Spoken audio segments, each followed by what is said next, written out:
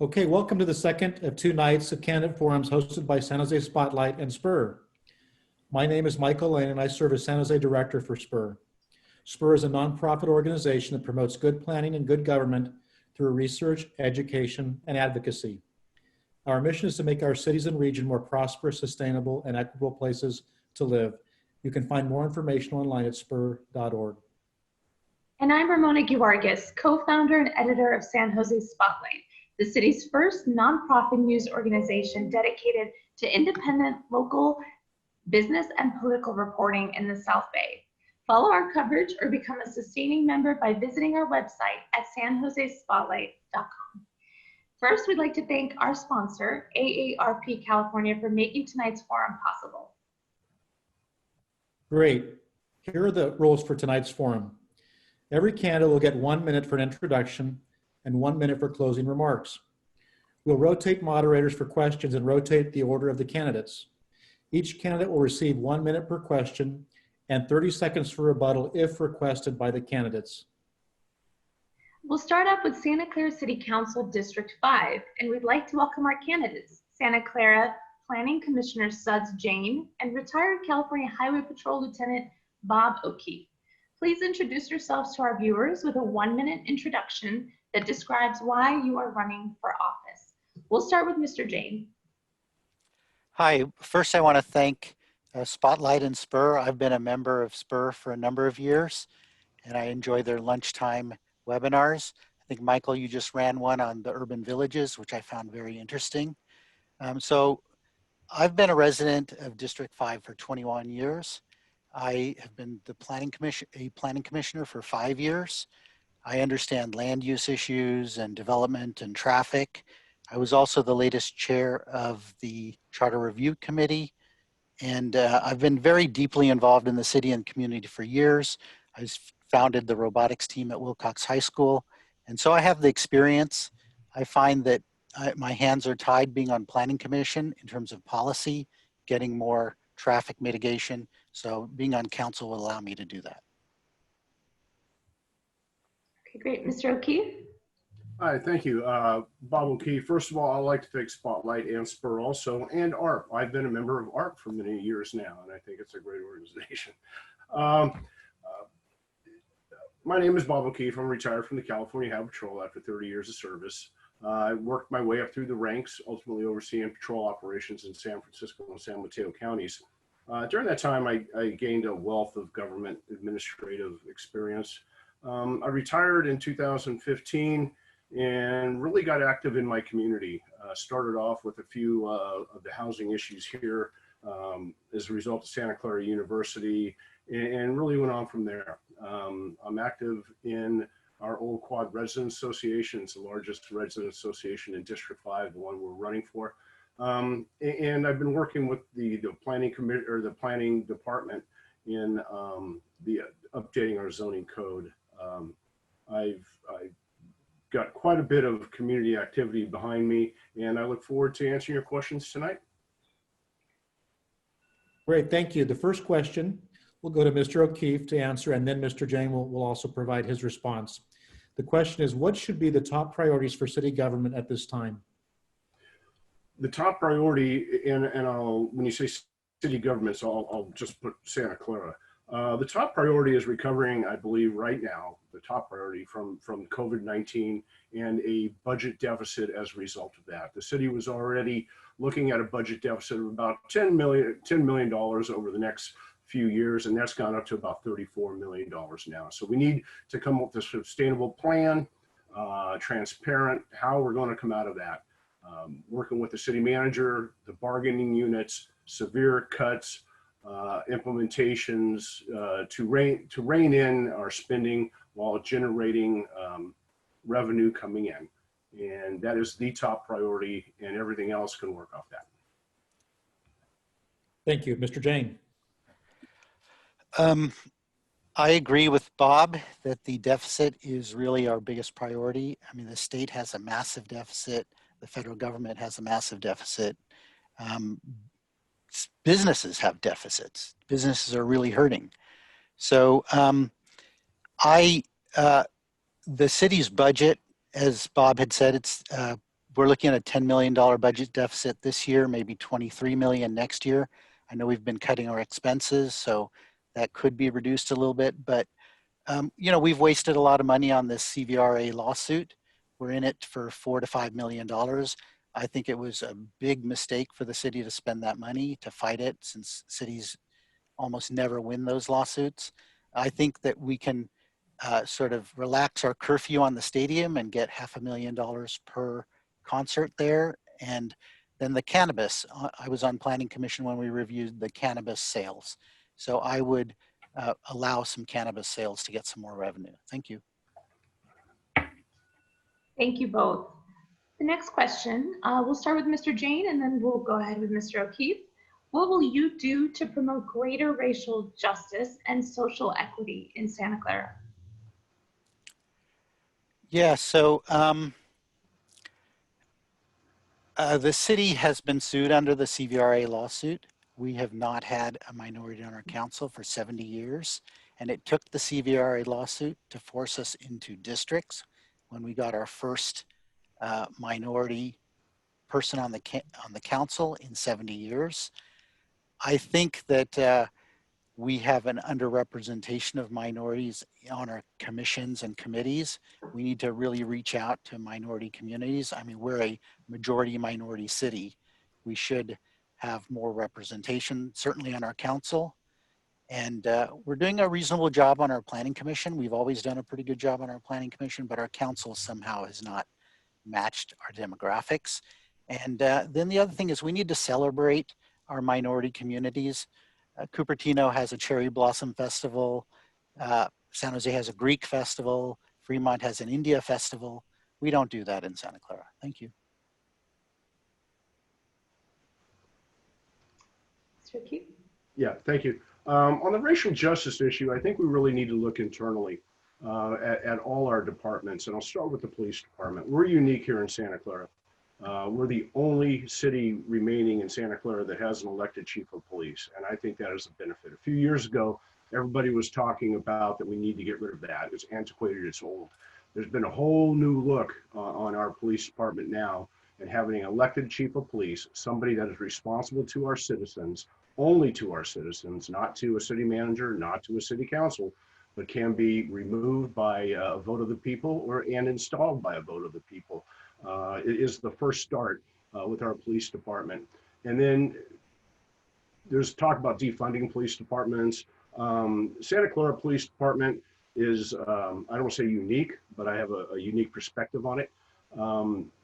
It's a very well-respected police department in the business and also in the community. They just recently did a study, and I think it was between 76 and 80, just under 80% citizen satisfaction with our police department. So we're doing things right. We need to be transparent in everything we do there. And it's good to have an elected chief of police that is responsive to our citizens. On the social equity part, Santa Clara is a little unique in the idea that we do not have, even though we're in districts right now, we don't have zones. We don't. Mr. O'Keefe, sorry. I'll just wrap up. We don't have an area that's depressed, but we need to include everybody in, and it could be just getting simple facts like computers and internet to people who really need them and can't afford them. Okay, the next question is two parts. It'll go first to Mr. O'Keefe and then Mr. Jane. This year marks the 40th anniversary of San Jose moving to district elections, which has led to greater diversity of representation on the council since that time. What is your position on the Santa Clara redistricting, and how do you believe it will change the city, number one? And then number two, are you in favor of an independent commission to be established to redraw the 6 districts based upon the new 2020 census data?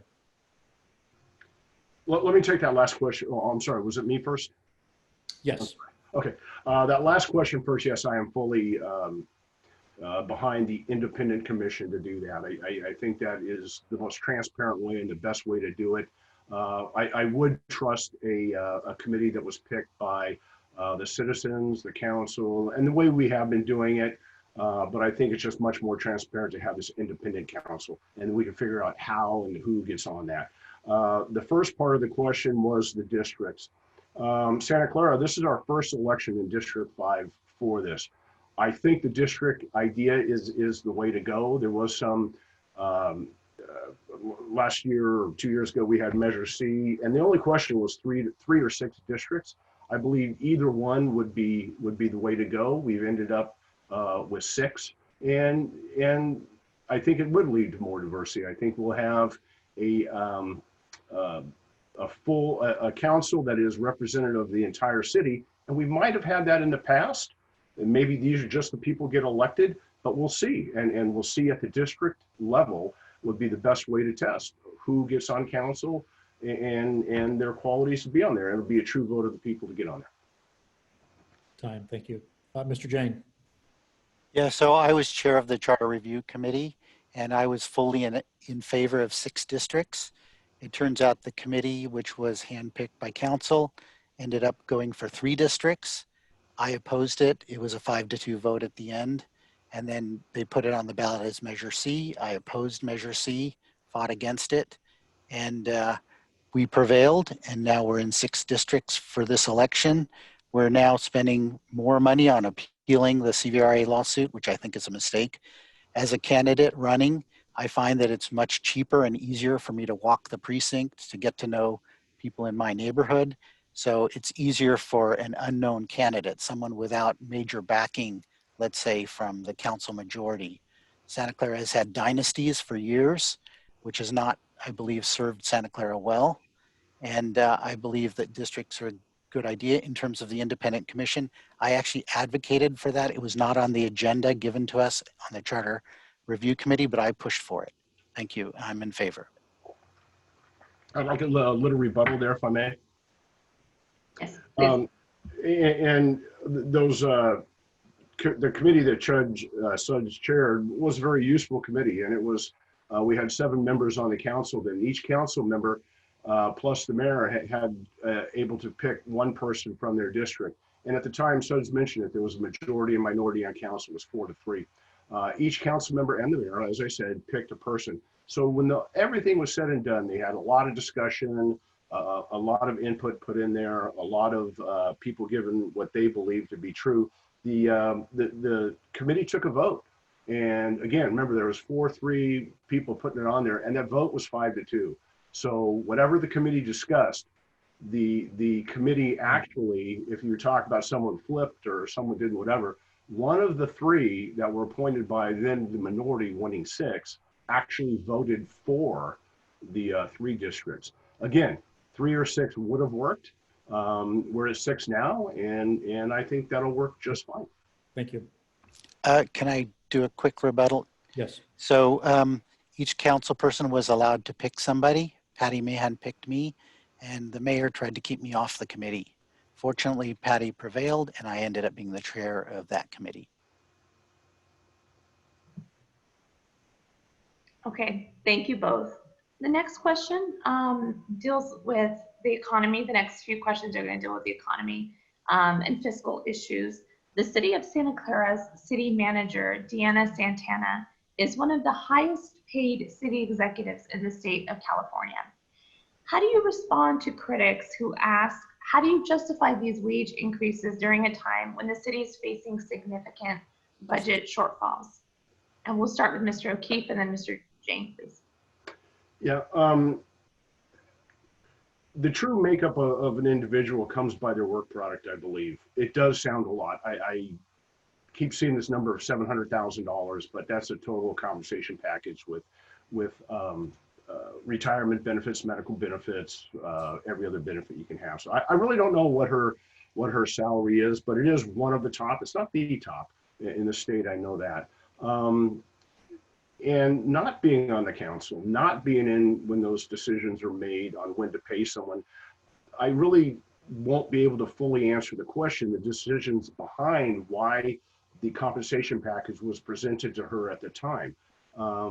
It does look as a big compensation package, but then again, if the employee is worth it, if the employee actually works for that money, then it is worth it.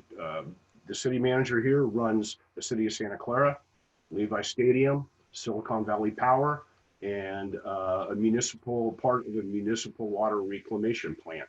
So she's actually the CEO of 4 corporations.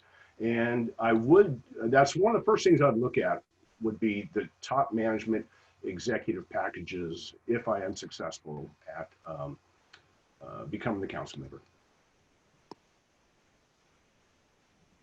Mr. Jain, please go ahead. Yeah, so Santa Clara has, if you look at everything, it's about $1 billion budget, and it does have big lines of business. It has a utility, it has a stadium that we're managing. So there's a lot of responsibilities for the city manager, but I think that there's much larger cities than Santa Clara that are paying less for their top executive.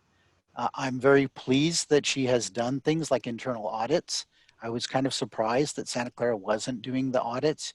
She's brought a fair amount of fiscal, let's say, supervision to the city, which I am fully in favor of. She does juggle a lot of balls, but I think, our top department heads and such, probably we have to look at their compensation, because it is kind of embarrassing to be sort of an outlier. Thank you. Thank you both. And as you may know, Santa Clara and the San Francisco 49ers have had a contentious relationship over the last several years. What would you do to end the bickering and to build a more productive relationship with the organization to better manage Levi Stadium and to benefit the community? And we'll start with Mr. O'Keefe again and Mr. Jain. First of all, you are right. It has been a contentious relationship, a relationship that has really been depriving the council and I'd say the 49ers a lot of other issues that they could be working on to betterment. I wish I could say that it would turn out great, but I really don't think it will.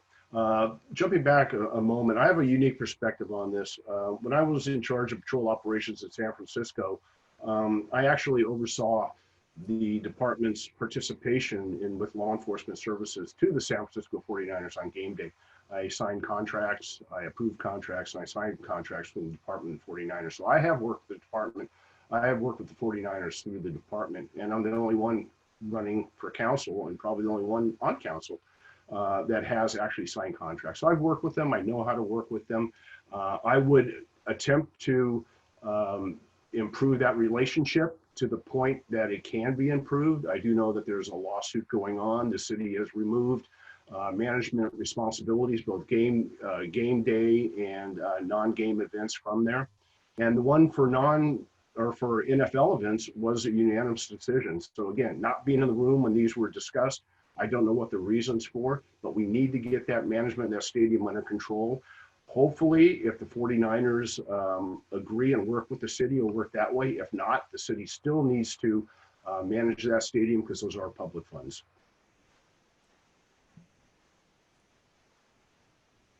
Mr. Jain? Yeah, so I was opposed to bringing the 49er stadium, the Levi Stadium, to Santa Clara. I walked precincts against it. I thought that Santa Clara was too small a city to take on the headache of the traffic and the policing and the possible violence, fan violence. And unfortunately, right now we're stuck, and I think it's sort of parallels our national politics. Everyone wants to win, and it's all about winning. And in a football game, there's no win-win. It's like you win, you lose. So we're stuck in that mentality right now. I think there's 2 council members that were hugely in favor of bringing the stadium here, and they have now flipped and they're opposed to that. Karen Hardy was very much opposed to bringing the stadium here, and now she talks regularly with the 49ers. So it's a 40-year relationship. We have to continue to have a dialogue with them. Some council members refuse to have a dialogue with them. I think it's destructive. And I think there's a lot of ways that we can bring more revenue to the city by working with the 49ers. Thank you. Next question, first to Mr. Jain and then to Mr. O'Keefe. How can city government best help small businesses recover from the impacts of COVID-19? Well, the city has done some things. You know, we've got an eviction moratorium. We've handed out grants to small businesses, but there's other things that we could be proactive in. If you look at Palo Alto, they allow restaurants to have the parklets. Those are the 2 parking spots or 3 parking spots in front of the restaurant, and they'll bring in barriers for the restaurants that want to do that. I've been advocating for having gyms use our public parks, because I know gyms, there's actually an example of a yoga studio that is in the parking lot, but there's a dumpster right next to the yoga. So it's not conducive to doing yoga there, and there's trucks going by. So if we would allow an emergency declaration for 6 months to allow gyms to use our parks, to provide the parklet, the barriers for parklets, to allow construction hours to be expanded for construction because people have to social distance on the job sites. So those kinds of things we could do. Thank you. I think the city is doing a very good job in helping small business. There's been 2 rounds of small business loans and grants that are actually, they're not loans, they're grants, and they're going to be forgiven. That are handed out to small business. The first round was so well received that they actually found money in this budget time to go with the second round, and it's been very appreciative. During my campaign, I've reached out to many of the small businesses, especially through one at the Franklin Merchants group where the new downtown is going to go.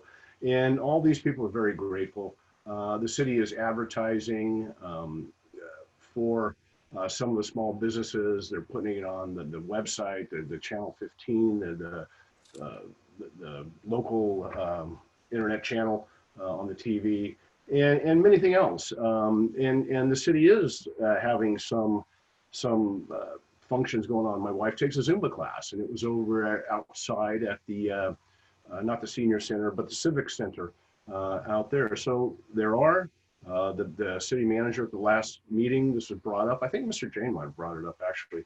And the city manager says that they have cut through a lot of red tape to get businesses to do outside and to keep their businesses going. Thank you. Next question, we'll start with Mr. O'Keefe and then Mr. Jane. How can we help lower income tenants who have seen their incomes sharply reduced or eliminated during the pandemic and who are unable to pay rent? I'm sorry, can you start the very first part of that question again? Yes, no problem. The question is, how can we help low-income tenants who have seen their incomes sharply reduced or eliminated during the pandemic and who are unable to pay rent? How can we help those residents? Well, the county and the city specifically has implemented a no eviction and rent policy. They just extended that. Again, I don't know what the deadline date is, but right now, people can rest assured they won't be evicted, and the rent does not have to be paid as of now. And this leads to a bigger question, which is not only the COVID-19, and I've been stressing this for a long time, it's in our housing. And I'd like to see, when we build housing, there's a requirement right now to have 80% of the average income, which is 126,000.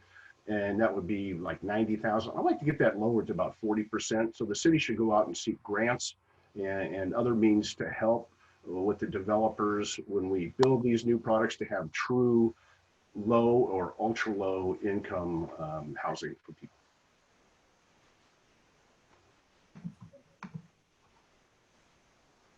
Okay, great. Mr. Jane? Yeah, so I'm pleased that the city does have a moratorium on evictions, because once someone is homeless, there's a downward spiral in their lives, and we have to really prevent people from being homeless. And it will be a crisis because we have this eviction moratorium, but when our emergency is over, the back rent is still due, and we have to come up with a way. I don't think the city has the money to pay all that rent. I don't think the state has the money. We have to come up with some sort of policy where people can pay it off over time. But the key thing is we have to prevent people from spiraling into homelessness.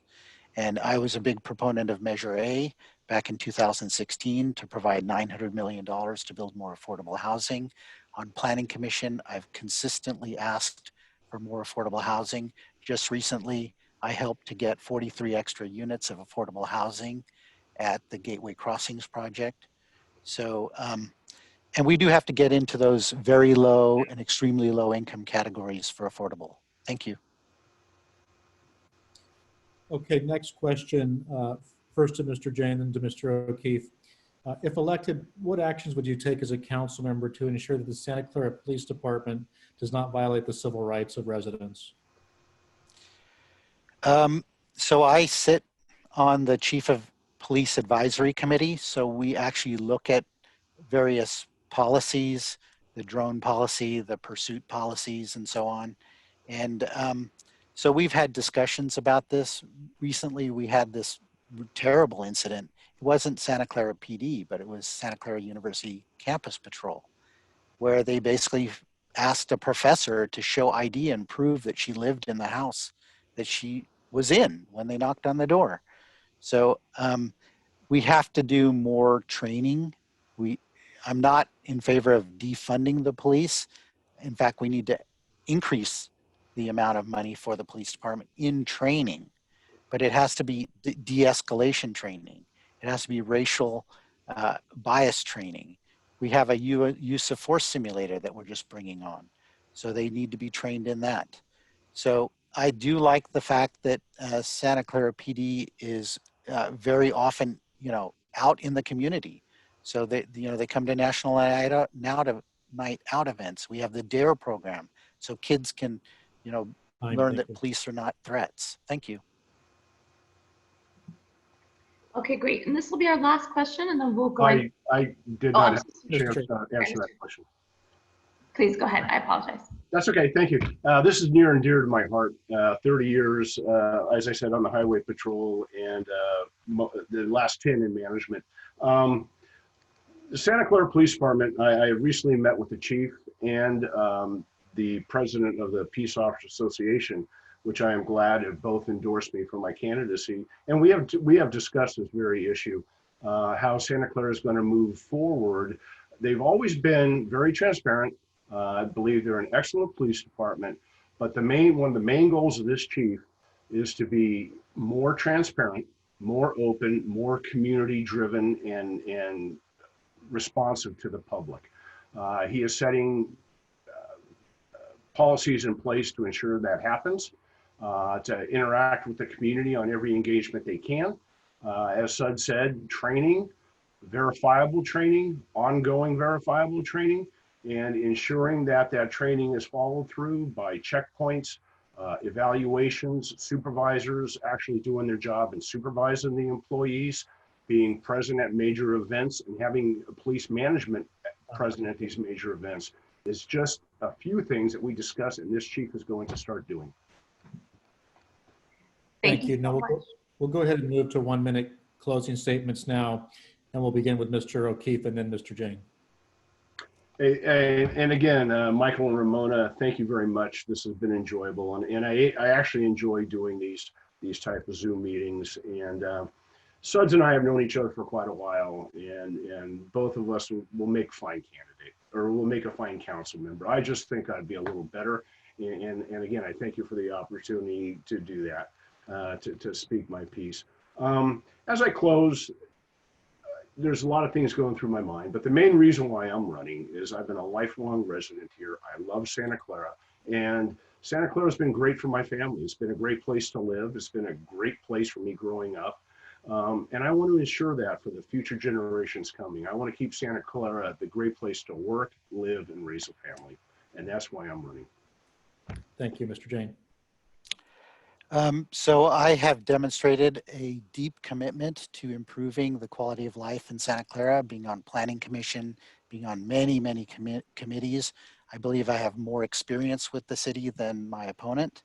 I'm very honored to be endorsed by the Mercury News, the Santa Clara Democratic Club, the League of Conservation Voters, the Sierra Club, and then have the honor to have the confidence of Mike Honda, Anna Eshu, Patty Mahan, Raj Chahal, Karen Hardy, Will Kennedy, John McLemore, Pat Kolstad, Dave Delozier, Bob Wojkowski, Ash Kalra, Evan Lowe, Cindy Chavez, and Dave Cortese, and many, many others from inside and outside of Santa Clara. So I believe I have demonstrated that I can work across city boundaries with other cities and establish relationships with them and the 49ers. Thank you. Thank you for being with us this evening. We appreciate it. Thank you both. We appreciate your time. Thank you too. Okay, thank you. Appreciate it. Sides. Bye. Great. In just a few minutes, we'll now turn to the Santa Clara City Council District 6 race. So I'm going to go ahead and find those candidates, and they're going to be on the screen in just a moment.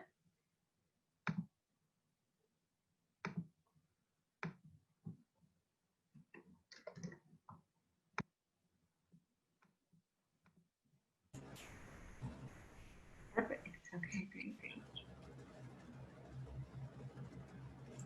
So,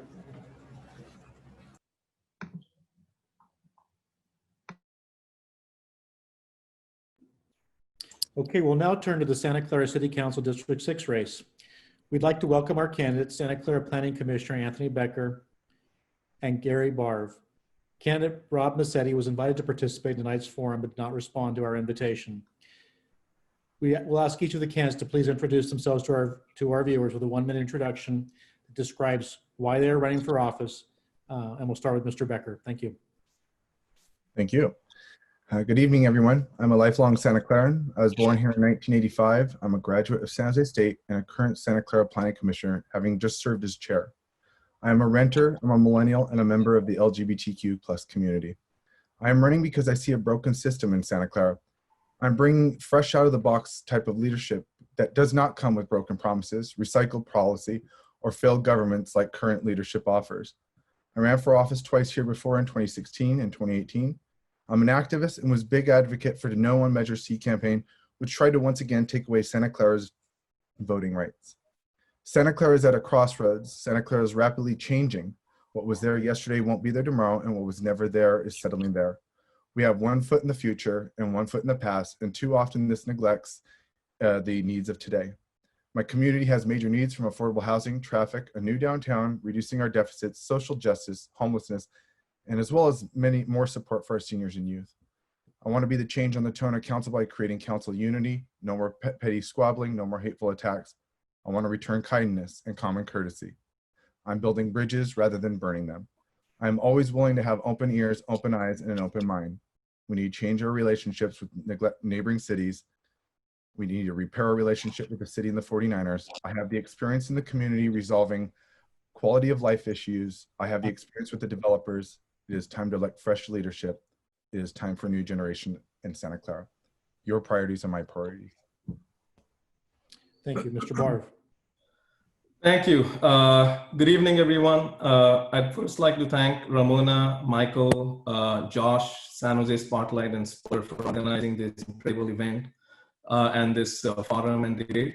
Thank you for inviting me. My name is Gary Barv. I am a Republican endorsed by the Republican Party, and I'm a youth supporter of President Donald J. Trump. I thought about talking about my background. I have an engineering degree and a business background, and I did my master's in business administration in entrepreneurial strategy, but I thought I would focus on the political platform at a very high level and get an opportunity to elaborate on it during the forum. My political platform consists of 3 main points: economy, safety, and solutions. When it comes to the economy, I believe we should be able to increase revenue for our city without increasing taxes on our citizens. And I've identified specific ways to do this and elaborated on my website, and look forward to elaborating on this debate forum as well.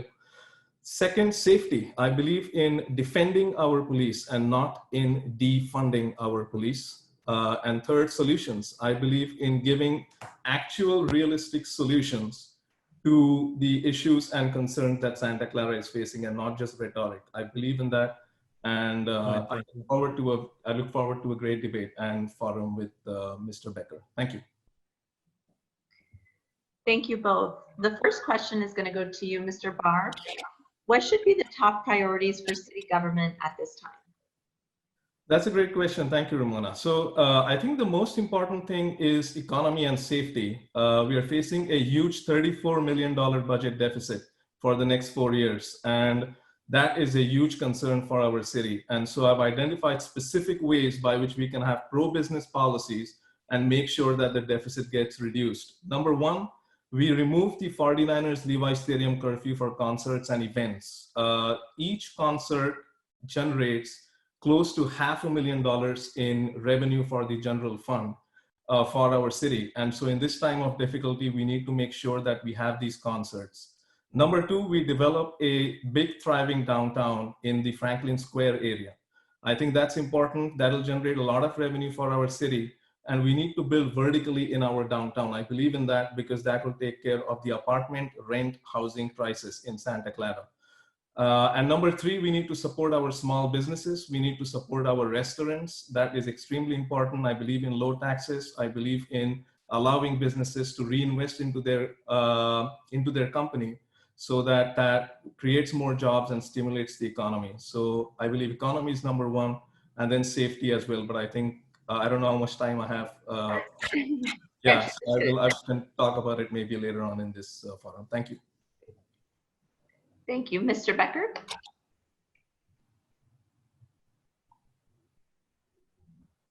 Sorry about that. Couldn't get the mute off. So wow, it sounded a lot like what was on my website was just said right now. I agree that deficits are a major issue right now. I mean, $34 million is a lot of money. I mean, the pandemic has made it worse. We have a lot of opportunities to reduce those deficits. One, stop the CV area lawsuit. That is just costing our taxpayers way too much money. Two, I think we need to start renegotiating the city manager salary. I mean, $709,000, yeah, it's an entire package, but that is just way too high for, especially in the entire state of California. And I think even in the United States, it's kind of concerning. I mean, especially more than the governor of California and the president of the United States. So that is one thing. We also need to go and start removing the cannabis moratorium. That is a major issue because we can be making $5 to $10 million. And I know this, I personally know this because my last semester of college, I worked in a dispensary, and you know what? I was bringing in $13,000 on my register a day. And that's 13 registers possibly. So, I mean, that's a lot of money you could be making, and San Jose is making all the profit. Another option is also the downtown, as Mr. Barvey said. That is my biggest issue, which I think is, you know, the city leased owned land will be, city-owned land will be a great way to lease. I think it will be a perfect opportunity for economic development. Okay, next question. We'll go first to Mr. Becker, then to Mr. Barr.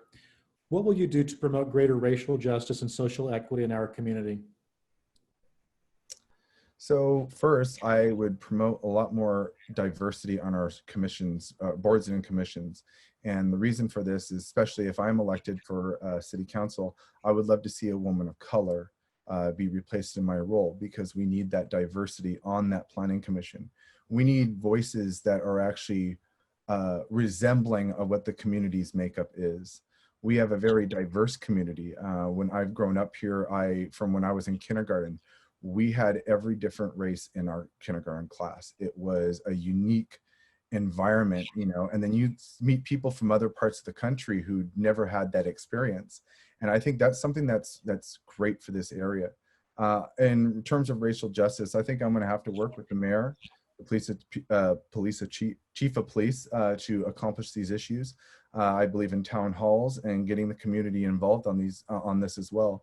But like I said, I think it's about promoting the diversity, making more of awareness about racial justice, creating more of a open conversation, having open minds and open eyes, because when you come down to it, it's about, you know, who your neighbors, it's about your community, it's about your family. And I consider everybody my family. Thank you, Mr. Barr. Thank you. Thank you for the question, Michael. So look, I'm going to answer this in a slightly different way. I am the only person of color running in this city council race. And I'm going to be honest with you. I personally do not think that systematic racial injustice exists in our country. I've lived in Santa Clara since 2013. I have never faced any racial inequality. I've lived in the US for many, many years, and I have not faced any racial inequality. I think we should have an inclusive message. I believe we have an inclusive message in Santa Clara. It is a diverse city, as Mr. Becker mentioned. And I think that is my stance on it. I personally think it is up to the individual to do well in life. I have personally been through depression-related illness in my life. And in spite of that, and being a person of color, as people like to call it, I am living my dream of running for city council in a beautiful city like Santa Clara, in the greatest country on earth. And I think people can achieve their dreams irrespective of their race. It is about the character. It is about the hard work, perseverance. It is about education. It is about all these things put together, along with the most important thing, belief and drive in oneself, that brings about results. So that is my position on the issue. Thank you. Okay, thank you. Next question will be in two parts. And it'll go first to Mr. Barv and then to Mr. Becker. I'd like to rebuttal. I'm sorry? I'd like to rebuttal what Mr. Barve said. Sure, 30 seconds. So I don't know if he's been turning on the television or turning any of the news on what's been going on this summer about racial justice, but you know, just because you didn't experience it doesn't mean it's not happening. I've experienced it as a gay man. I've experienced injustice. I've experienced, you know, bigotry. So I think maybe Mr. Barve, you know, may need to take the hat off and open up his eyes a little more and see that there is racial injustice in our country. And as a council member, I will help fix that. Can I make a comment? Yes, 30-second rebuttal. Awesome. So, Mr. Becker, I think first, there's no reason to get personal about me taking off my hat. I don't know if you meant it metaphorically or if you really meant that I should take off my hat. I'm not taking off my hat. I believe in President Trump. I believe in the message the Republican Party has. And I'm not going to defend myself. I am the only person of color in this race. And I can tell you for certain that I personally, going by my belief, have not faced any racial discrimination. We are not a racist country. That is my stance on the issue. Thank you. Okay, thank you both. The next question, we'll start with Mr. Becker and then Mr. Barr. A recent survey by Reclaiming Our Downtown, an advocacy group pushing to revitalize downtown Santa Clara, found that more than 84% of Santa Clarans support it. Do you support rebuilding downtown? And if elected, what would you do to make it a reality? Mr. Becker. Sorry, I was on mute again. Absolutely, 100% yes, I support this. I recently did a video on the downtown plan of what I want to see downtown be, how I want to execute it. I don't believe in using eminent domain. I do believe in getting it community-based. I did my own poll for my survey through my own campaign, where I found also the same statistic of a majority of Santa Clarans want a downtown. The thing is that my father left for Vietnam. Downtown was there. When he came back, downtown was gone. I never got to experience downtown. I know people like Mary Grizzle out there, Dan, Rod, all of them that are really championing this idea. And I am going to be that champion for our downtown because I know the history of this city. I know this community. I have many years in this city. And I think when we get down to it, it's going to take somebody of a millennial generation to execute this and get people to be on board. And I think by that, we are going to do it by implementing as many possible procedures to get this downtown as quickly and as fast as possible. Mr. Barr, go ahead. Yeah, I think on the previous point, Mr. Becker and I disagreed, but I think on this point, Mr. Becker and I agree completely. I think we need a big, thriving downtown in Santa Clara. We might disagree a little bit on vision. I believe we should build vertically. We should have vertical or high density in our Franklin Square downtown. I think that is important. It will take care of the housing crisis, the rent housing crisis, by the demand and supply principle in our Franklin Square downtown. Rent is very expensive. I'm a renter myself, and it's very expensive. So that will help solve the rent crisis for the apartments.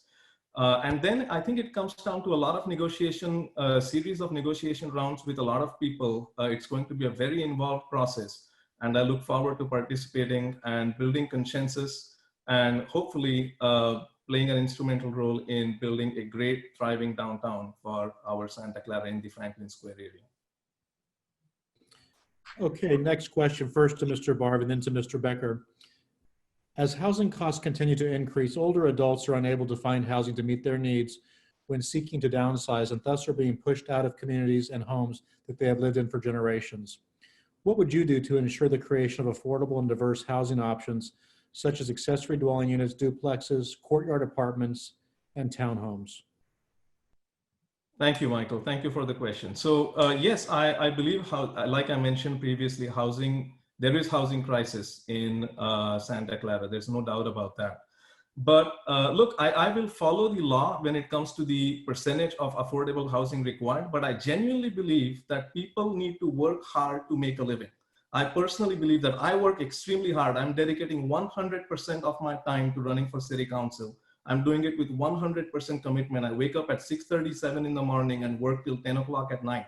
And I think if people do that, and we do the demand and supply principle, increase the supply of apartments in our city, in the Franklin Square area, that will not only help make apartments more affordable by the demand and supply economics principle, but at the same time, it will also allow for people to be able to afford to live. So it will bridge the gap in both directions. And I think that is important. So that would be my solution to solving the housing crisis. But yes, I agree, there is a housing crisis in Santa Clara.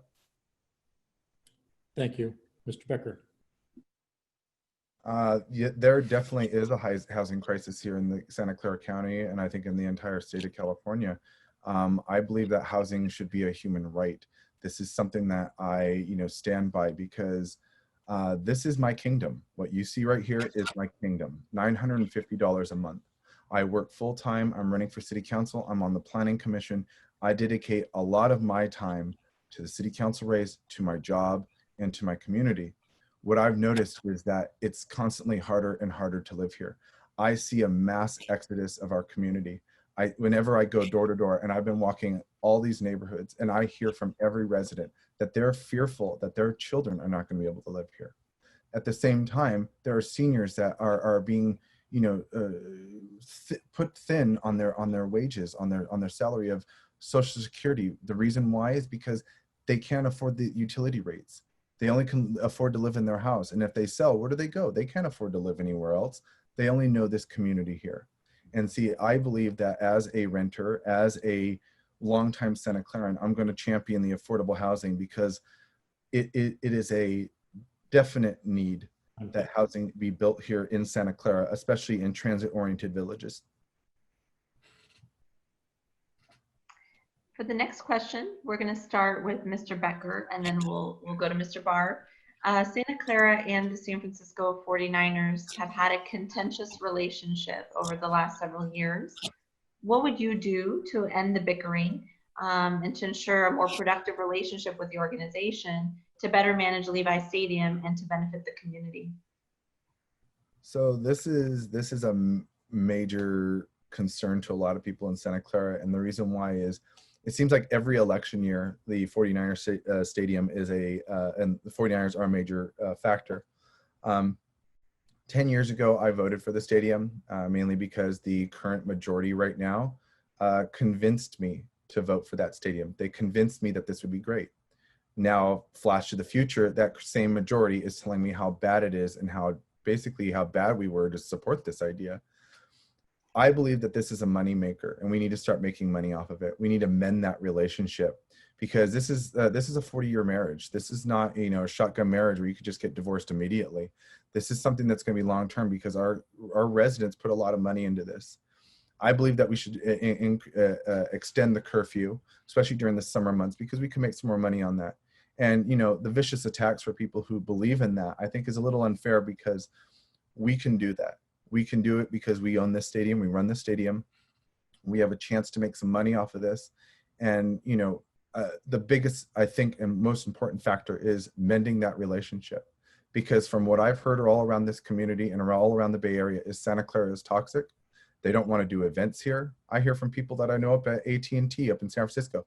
They tell me nobody wants to go to Santa Clara. It's too toxic. It creates too many waves. And they want something that's going to actually make them money. And that's what I'm going to do on Santa Clara City Council is I'm going to mend that relationship and get us back on track because it's not about, not bending over, but basically falling in line for the 49ers. It's about working to the community and making sure that we all actually benefit off of the stadium. Mr. Barr? I think we have the 49ers Stadium, and they are a great business in Santa Clara. So look at it as a business, right? So current city council does not have a great relationship with the 49ers, and I would do everything in my capacity to build a better relationship with the 49ers. I think, especially with the immense economic crisis in Santa Clara, we can make the 49ers relationship better and have concerts at the 49ers Levi's Stadium to generate millions of dollars for our city in our general fund. I think that is extremely important. So I think I agree with Mr. Becker on this front. I think we need to have a great relationship with the 49ers, and not just with the 49ers, with all businesses, but with the 49ers especially, being such an important business in Santa Clara. I think we need to build a relationship and work together with them so that we can do what's beneficial for our businesses as well as for our city. Thank you. Question first for Mr. Barr and then Becker. How can city government best help small businesses recover from the impacts of COVID-19? Thank you, Michael. So yes, I think small businesses, I believe I'm the most pro-business candidate, not just in our district, but in our city. I personally am a member of the Silicon Valley Central Chamber of Commerce, and I am a huge supporter of small business in Santa Clara. I believe in low taxes, and I believe that it is extremely important to reopen our economy immediately with social distancing guidelines. I think that is extremely important. Yes, COVID-19 is a pandemic, but our businesses are suffering immensely. 25% of small businesses might not reopen, and that we just cannot have that. We have to reopen our economy with social distancing. That is number one. And number two, when it comes to individual industries, so if you sort of segregate industries, look at restaurants, for example. Let's convert some of the parking spaces into customer tables to help our restaurants during this time of COVID-19 need, and look at each industry sector independently and see what we can do for each small business. So I think these are some of the ways we can help our small business in Santa Clara. They are the heart of our economy, extremely important. Thank you, Mr. Becker. I agree. Small businesses are, I think, the backbone of our community. They have suffered the most. I have seen them suffer the most. Every Tuesday, I try to do Takeout Tuesday, and that's just to try to help all the small business restaurants in our community, not only in my district, but all around Santa Clara. And we have a very major opportunity right now. I mean, we helped out the businesses recently with some money, and I think we could do that again, especially another round in the future, because I know that the effects of COVID are now just starting to take effect. And it's kind of alarming and concerning and scary for a lot of people. And I personally am afraid of the future for our small businesses, because it seems like a lot of corporate businesses seem to be doing really, really well. And I think that's a little unfair to our small business community. And I believe, you know, as Mr. Barvey said, and on the Planning Commission and other forums I've been a part of, I believe in trying to, you know, create what Los Gatos is doing, what Palo Alto is doing in getting the outdoor dining, practicing the social distancing, to get these restaurants back in business again, to get these businesses on their feet again. And I'm going to be a champion for these small businesses. I know Mr. Barber said he's the champion for business, but I think all of our candidates are going to be champions for small business this election, because we have to save them. And if we don't, the corporations will take over and we will lose such that ma and pa factor and the charm. Right. Can I have a rebuttal, please? 30-second rebuttal. So, Mr. Becker, I have a quick question for you. Do you support reopening the economy immediately following social distancing so that our small businesses can start doing well again and flourishing again? Am I allowed to? Okay. Yeah, I believe in reopening our economy, but I think at the same time, we should be practicing our social distancing. We should be practicing our measures. I mean, we don't want to jump the gun and jump into this. I mean, recently I just actually got to go to a movie theater and I drove all the way to Santa Cruz to go see the new Christopher Nolan movie. I was really excited to go see it. And I think that was the best way of practicing social distancing. It's about getting back to normalcy, but we do have to take the precautionary steps. And I think that our small businesses have suffered enough, but I think we do need to take those steps to save them too. and Thank you. protect their clients.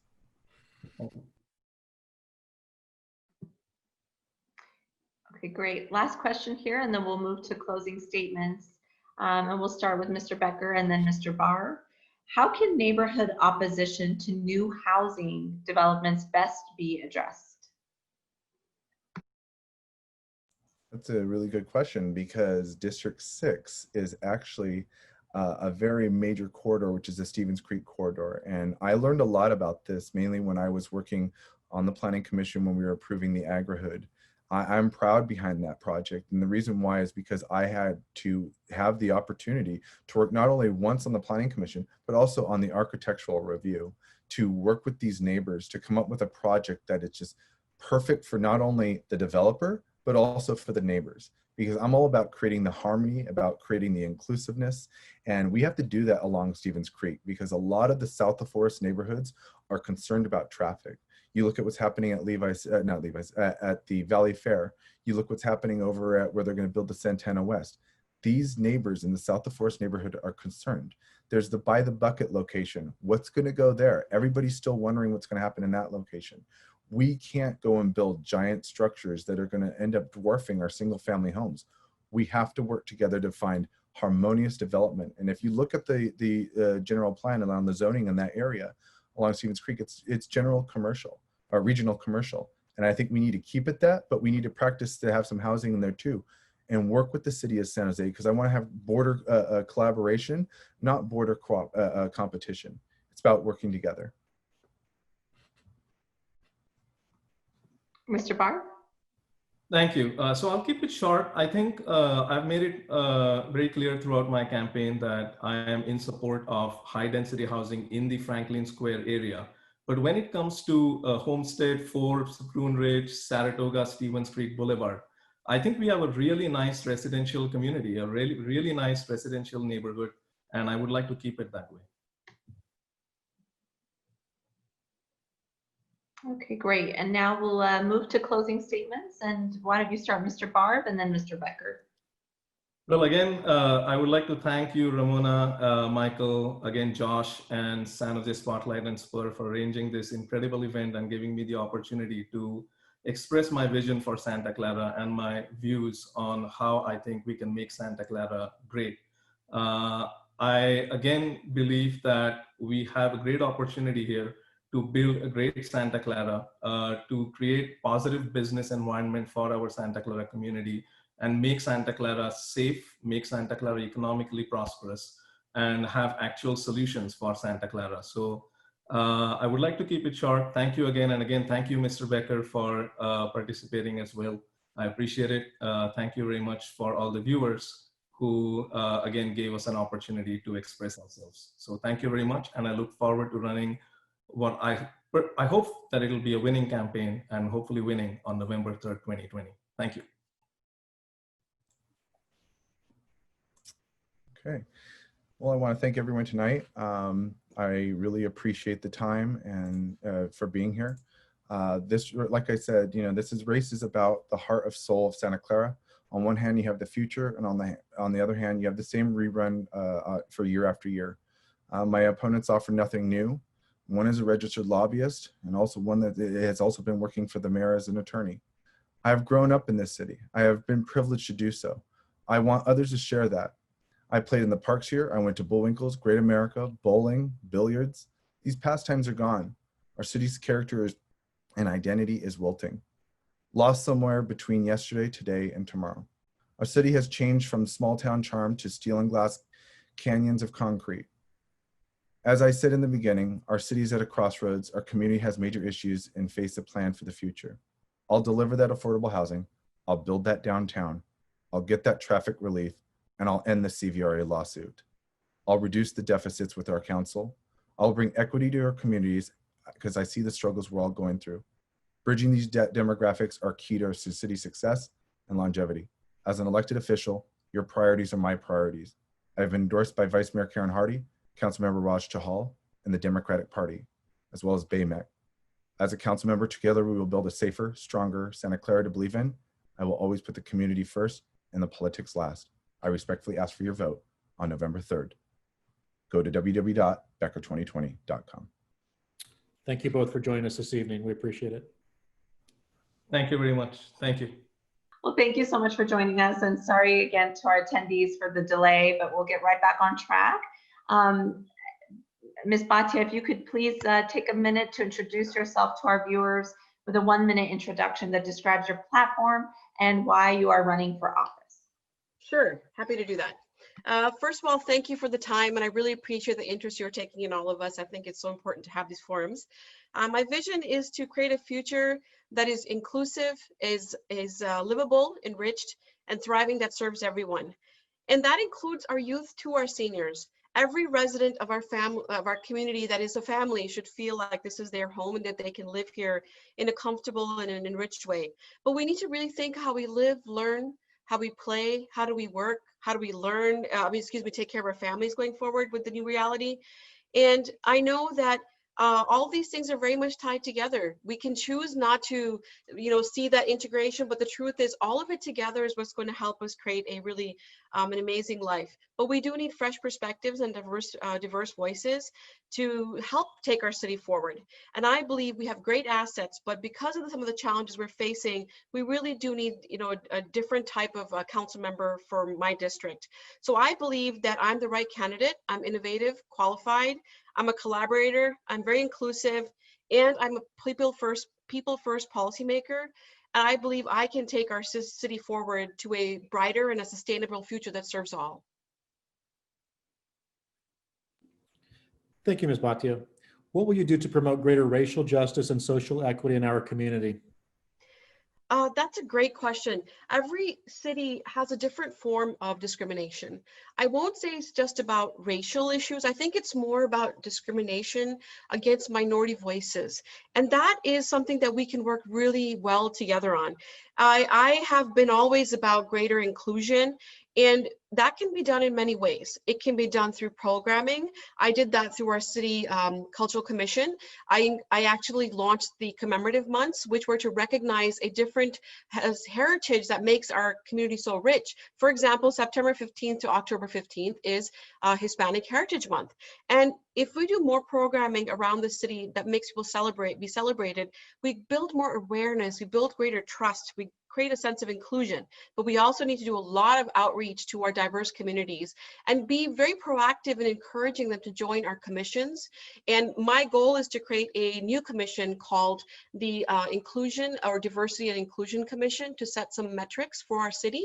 And you can't control who will actually get selected, but we can set some measurements around who should be least reached out to encourage our staff, our council, and our commissions to be very proactive in including our diverse voices. Thank you. Ms. Bhatia, what do you believe should be the top priorities for city government at this time? I think that's a very big one. Kevin Park had said something and it made me giggle. He said, we have so many things we need to work on. We don't know where to start, but I've kind of bucketed them to 3 big buckets, okay? One is sustainable future, and that means COVID and economic recovery. We're in a $34 million deficit in the coming years, and we only have a $90 million reserves. If anybody does the math, that should be a real concern for them. We definitely need to think about climate solutions and opportunities, new revenue streams, creating value out of our Levi Stadium, relaunching our destination marketing, and get some digital transformation. So that's sustainable future. Number 2 is quality of life. How do we create a livable and enjoyable city? We need to make sure we have enough housing.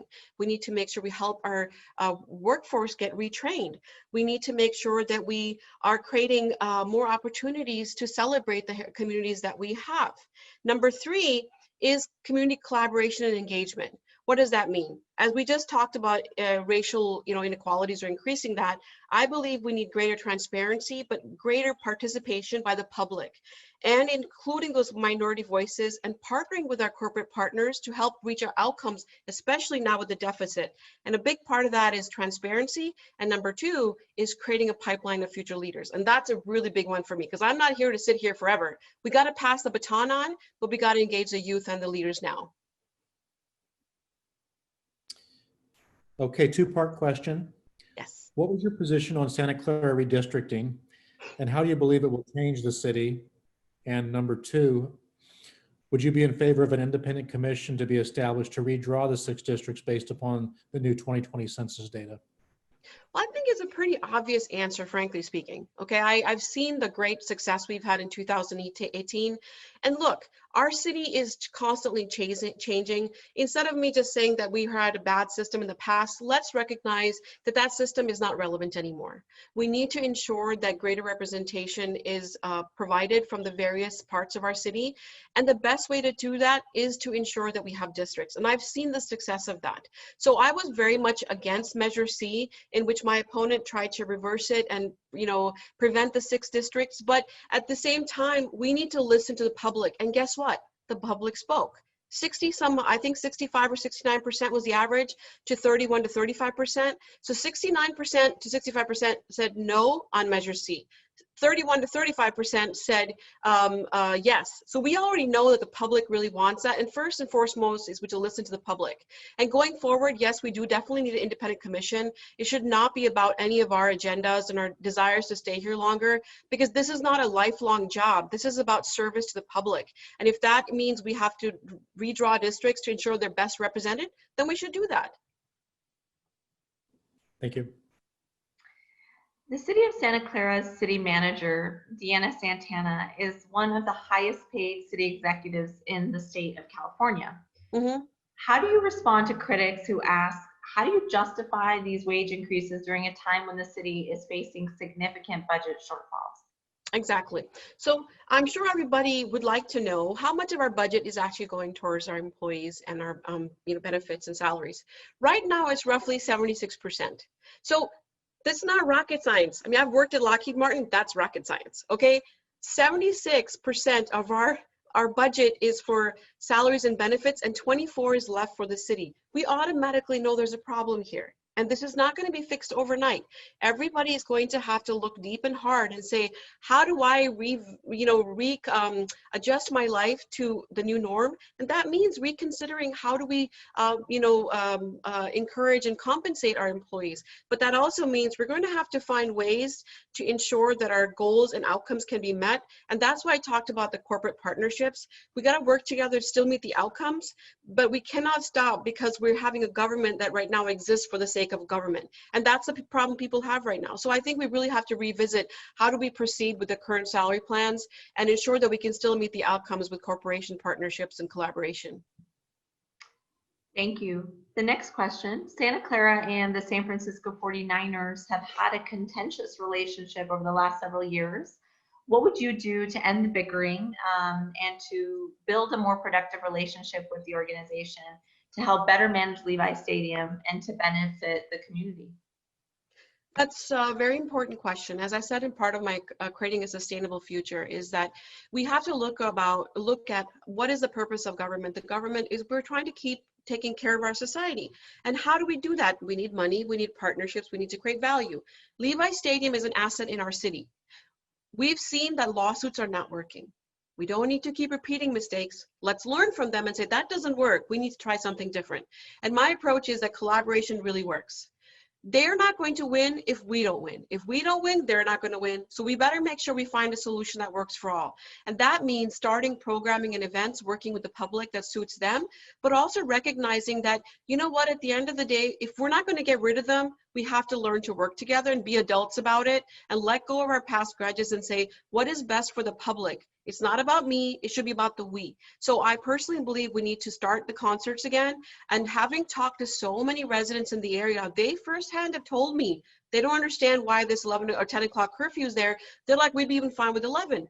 But that's just one sample. So we should also look at other programming.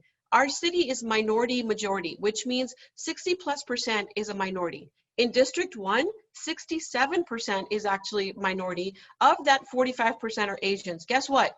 Asians love ping pong. They love badminton. They have great celebrations. We should be having more festivals, Diwali, Chinese New Year, Lunar New Year, Oktoberfest. Let's get it on. Thank you, Ms. Bhatia. How can city government best help small businesses recover from the impacts of COVID-19? So, I think the city has done a reasonable job. I believe they tried really hard, and with the Chamber of Commerce, they were able to support the businesses for a short term, and they seen that I was working. but we do have to come up with new revenue models, and we have to come up with new ways of working. So we need to be also evaluating and partnering with the chamber to see how can we teach our small businesses new methods and new business models to help them grow. Number one. Number two, we need to provide some short-term, permit relief in which they can do things like have outdoor dining. They shouldn't have to pay for a parking spot every day, that they stay open outdoors to be able to have their business open. So we need to think about how do we help them be successful in a dynamic climate where things keep changing. So that is a couple of the big items. And the third item I wanted to say is that we do need to get the support of our corporations to help them provide relief to our small businesses as they adjust to this new norm.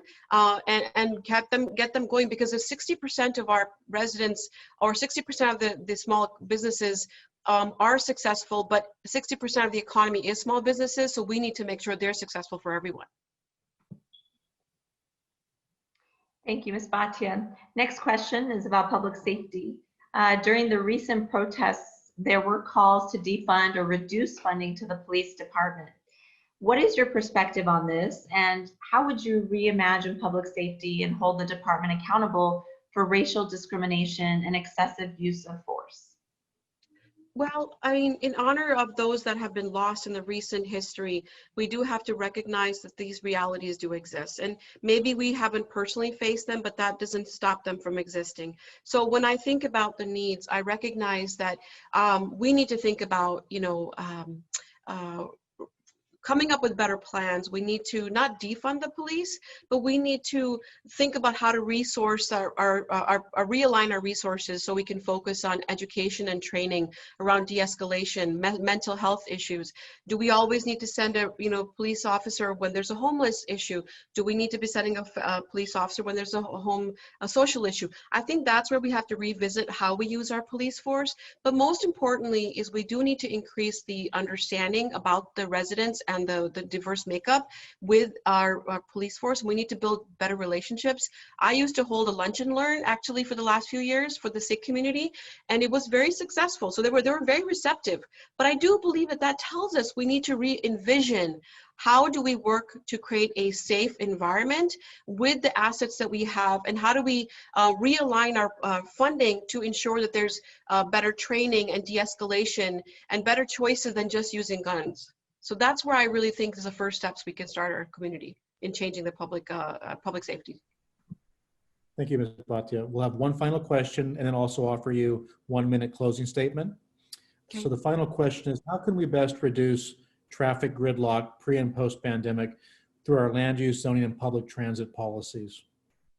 I love that question. Actually, it's one of my favorite things when it comes to designing new communities. District 1 has about 15,000 more housing units coming. That should shock anybody.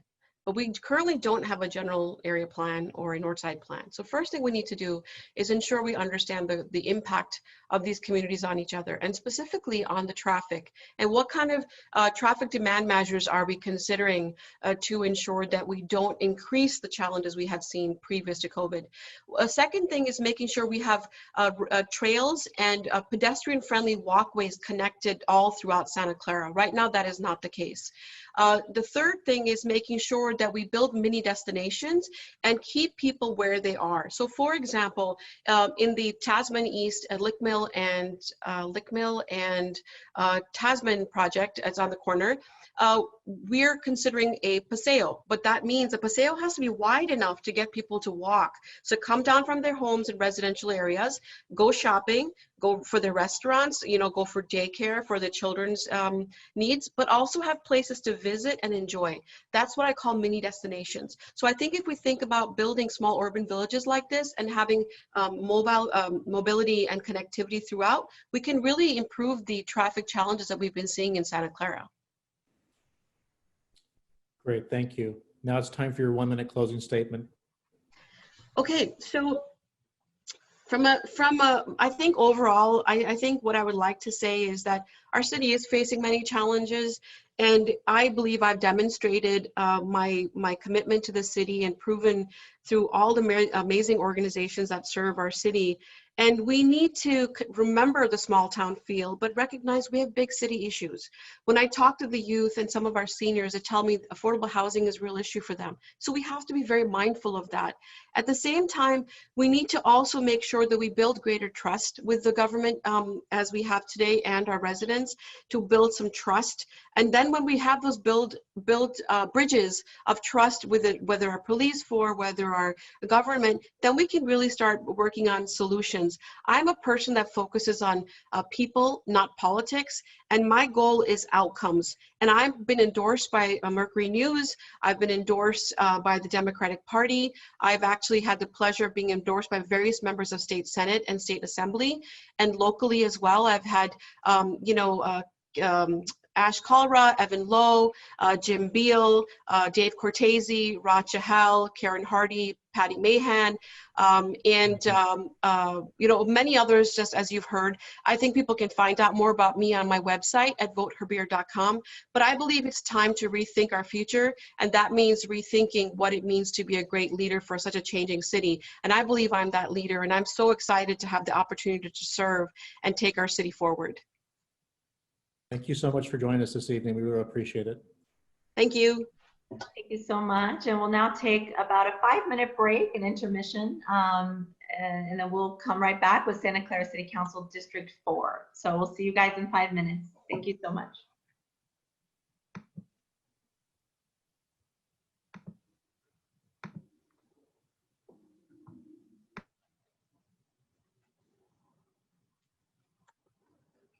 Yeah.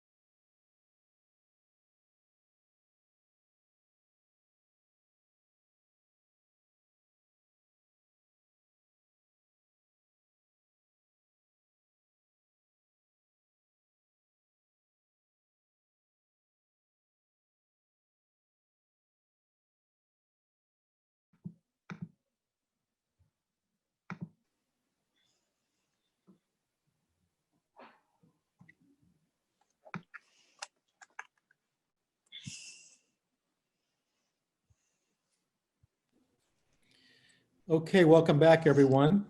We hope you've been enjoying the forum so far. We'll now turn to the last Santa Clara City Council panel of the night for District 4. We'd like to welcome our candidates, Santa Clara City Council Member Teresa O'Neill and challenger Kevin Park, who had RSVP'd but has not joined us yet. When he does join, we'll go ahead and include him in the questioning. But for now, we need to go ahead and stick to our schedule and stay on time. So we'll ask Councilmember O'Neill first to introduce herself with a 1-minute introduction that describes why she's running for office. Okay, thank you very much, Spotlight, for the opportunity. I'm running for re-election to Council District 4, as I believe I have many accomplishments during my council tenure, but have much more that I want to do to help us through this difficult time. The City Council has worked for years to rebuild budget reserves, so Santa Clara is actually in a much better position to manage the COVID crisis than most of the cities around us. My first priority during this recession is to preserve the city services most important to our residents, public safety, and the electric, water, sewer, street, and recreation infrastructure. We also need to be sure that our vulnerable residents, which could include just about any of us, don't fall through the cracks. We have put in place a wide array of programs to help our residents with food, rent, utility bills, and grants to small businesses. While we have to focus on short-term needs to keep the city functioning, we also need to look to the future and be planning for when the economy turns around so that Santa Clara is positioned to make the most of the rebound. I believe I am the best candidate in District 4 to lead Santa Clara through these difficult times to brighter days ahead. Thank you. Thank you. And Mr. Park, are you able to join us now for a 1-minute introduction? Hello, this is Kevin. Sorry, I've got some kids issues here. I apologize for that. No problem. 1-minute introduction that give us your background and why you're running for office. Okay, my name is Kevin Park, and I've been living in the city for over 25 years. I've been working in high tech for 30 years, and I've seen a lot of issues with, everything in this area. In fact, let me start my video as well. Sorry, I've got kids here, so it's always a big issue. And I've actually worked on the General Plan Steering Committee with Teresa O'Neill, as I have always known that I would have a family, always known I would have kids. And the idea is I would like the city to be prepared for, the type of lifestyle that we wanted to live and what we wanted to do. So I'm just kind of thrown off by all the kids outside. So I want Santa Clara, a responsible Santa Clara, where the communities are not disrupted by new growth. I want a Santa Clara that has good infrastructure. I mean, we talk about all the infrastructure projects that are being made short-term and long-term, but the reality is the effect of those projects has been very minimal, and we haven't really done a lot. I would like to change that. I would also like to get a hold on the spending, on the lawsuits, and get more voice. For example, if we had more participation in government from the residents, then I don't think we would have had a lot of these lawsuits. We talk about representation, we talk about home ownership, we talk about businesses, but the reality is we haven't done anything to support what we've been saying. And I would like to change that. Thank you. Thank you. And the first question is going to be for Mr. Park and then Councilmember O'Neill. What should be the top priorities for city government at this time? So the first thing is getting the businesses back on track, which is COVID has had a big effect on the businesses, but the businesses have been hurting for a long time. I mean, the reality is we don't really think about businesses. We've had city council people famously say that retail is basically dead. Well, it is with that attitude, and we need to get to the point where we can promote the businesses to the point of including more retail and commercial in our even in our housing projects, because we know that more people need more resources. I would also like to get a handle on the spending, because we've got lots of, we are currently in debt. We talk about the money that we're saving, we've got reserves, but at the same time, we're spending money on a lot of things that we really don't need to spend money on. For example, we are appealing a CVRA lawsuit. We don't need to spend money or time.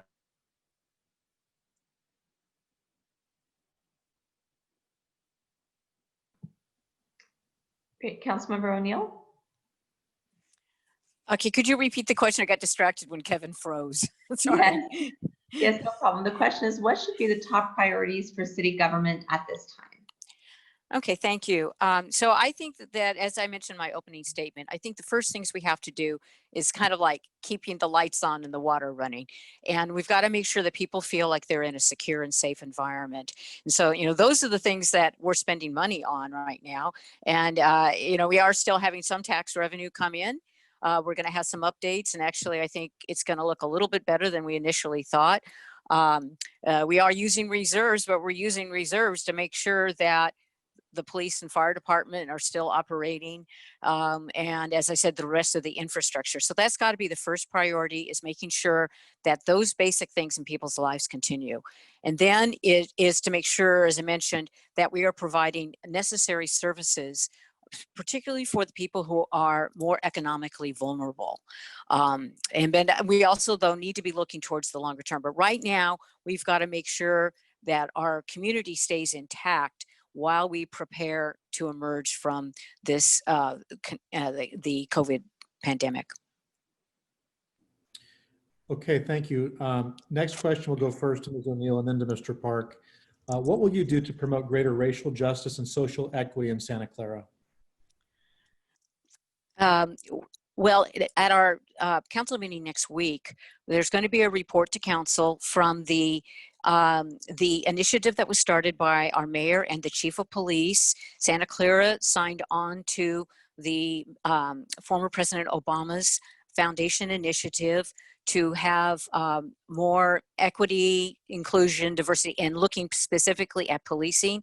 So there's been a group of us that was an ad hoc committee approved by the city council that will be coming with a report. And the recommendation is going to be that that we form a task force that will not have any elected officials on it, that will have a lot of, be led by people of color in our community, that we have established a mission statement, and we're going to start a process to do various types of listening activities and gathering information on what are the things that we need to do, including a further review of all police policies, particularly police use of force. I was a little concerned. I've had some conversation with our chief of police about, we have some new data systems that we're using in the city, but one of the things that I think that they also need to be collecting data on is like all of their encounters when they are engaging with citizens, not just like when it's a 911 call or it results in an arrest. But they are, that's something that I don't think they're looking closely enough. But I think this is going to be really exciting. I don't know that any other city in our area is actually doing what Santa Clara is going to be doing over the next year or so. Thank you. Mr. Park. I apologize. I lost internet because, again, we got a lot of active kids here. Can you repeat the question? Yes, I can. Let me just grab it here. What will you do to promote greater racial justice and social equity in Santa Clara? So we talk about ethnicity and race as the diversity points, but I think the real problem that we have here is diversity of thought. I heard Council Member Teresa O'Neill talk about creating a task force, but the reality is when it comes to committees and commissions, there are a lot of people who have diverse thought or independent thought that can never get appointed. We've got a problem with the appointment process, and that has a lot to do with the diversity of thought that's currently on City Council. I think when it comes to representation, we could say, well, let's not fight the CVA lawsuit. Let's have minority majority member districts where we can get representation. That would be the first step. The second step is to create community commissions or community committees that are appointed not just by city council members who, again, have this narrowness of thought, this lack of diversity that I'm talking about, and actually have a number of members that can be self-appointed by the committees.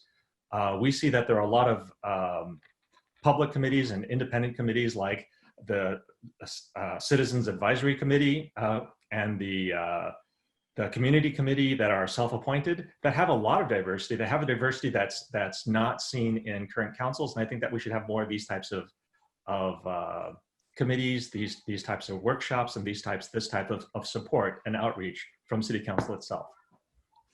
Can I respond to that? So I agree with you.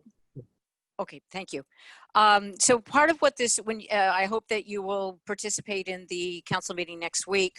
the recommendation that will be coming forward for this task force that will be going forward, that the people that have come forward from the community and express interest in being involved, they will be involved in leading the process to add the other, I think will probably be about a total of 7 people on the task force. The council members are not, just to address some of the concerns, rightfully so, that Kevin has expressed. I'm a huge believer in having diversity of thought.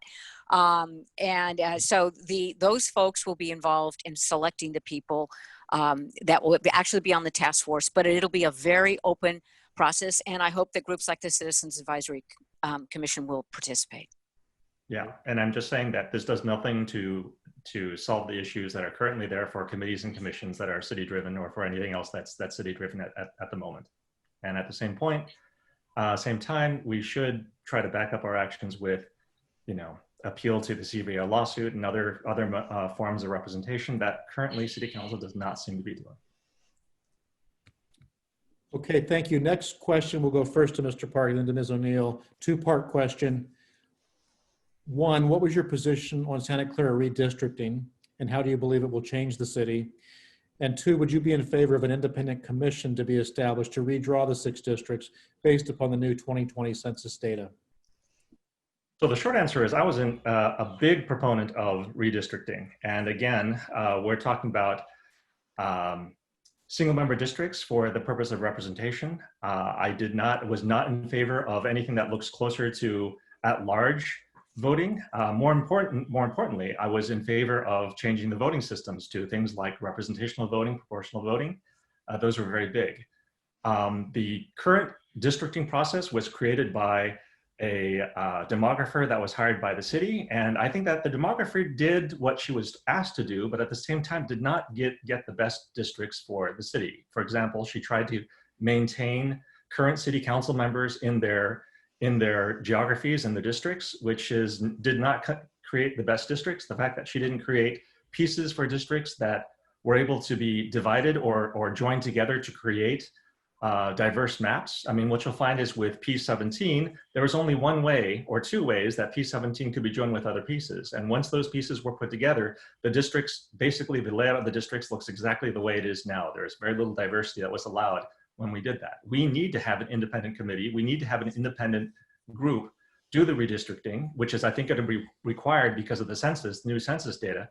And I would like those new districts, in fact, to not consider where the current city council people live, but create districts that are best for representation and actually representative of the city and the geographies that are currently here, independent of where current city council people live.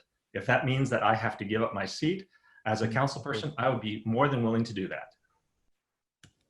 Thank you. Ms. O'Neill? I just want to correct, I think that there's a little bit of a misunderstanding. It's not, to best of my knowledge, there was not consideration of where current council members lived in this districting process. What they were looking more primarily at were school boundaries, there's like a set of standards that you use when you do redistricting, or even for school district boundaries. I'm on the county committee for school district organization. I have done redistricting for the County Board of Education. So I know what some of that process is. So we did not, the demographer did not look at where the current council members lived. So like one of the lines that draws like with District 6 is because they felt that the Cupertino and the Campbell Union school districts kind of formed a community, just to make that understood. I've been involved in this issue probably since 2005 when I was on the school board in Santa Clara. You tried to get some changes made there. I actually stepped down off of the school board to try to get, at that time, some diversity on the board. It didn't work out the way I wanted. So the thing is, and there are a number of people that are in these council races who have either said to me or said in public, and Kevin just alluded to it, that they actually would prefer a different voting method than the districts. Whether with Santa Clara's dispersion, you might get a better result if we're really looking for diversity by using ranked choice, proportional, some of those other methods. That being said, the reason why I supported those proposals, and actually Kevin criticized me the last time he ran against me because I didn't accept all of the Charter Review Committee recommendations as they were put forward. So I have tried to be very open in saying, okay, this was a citizen-led process. This is what they came up with. They had a valid reason for doing with it. Let's go, let's see. But that being said, I'm very much in favor. I totally support having an independent redistricting body. And as I said, I've been through that process on a countywide basis. And so I know how complicated it is.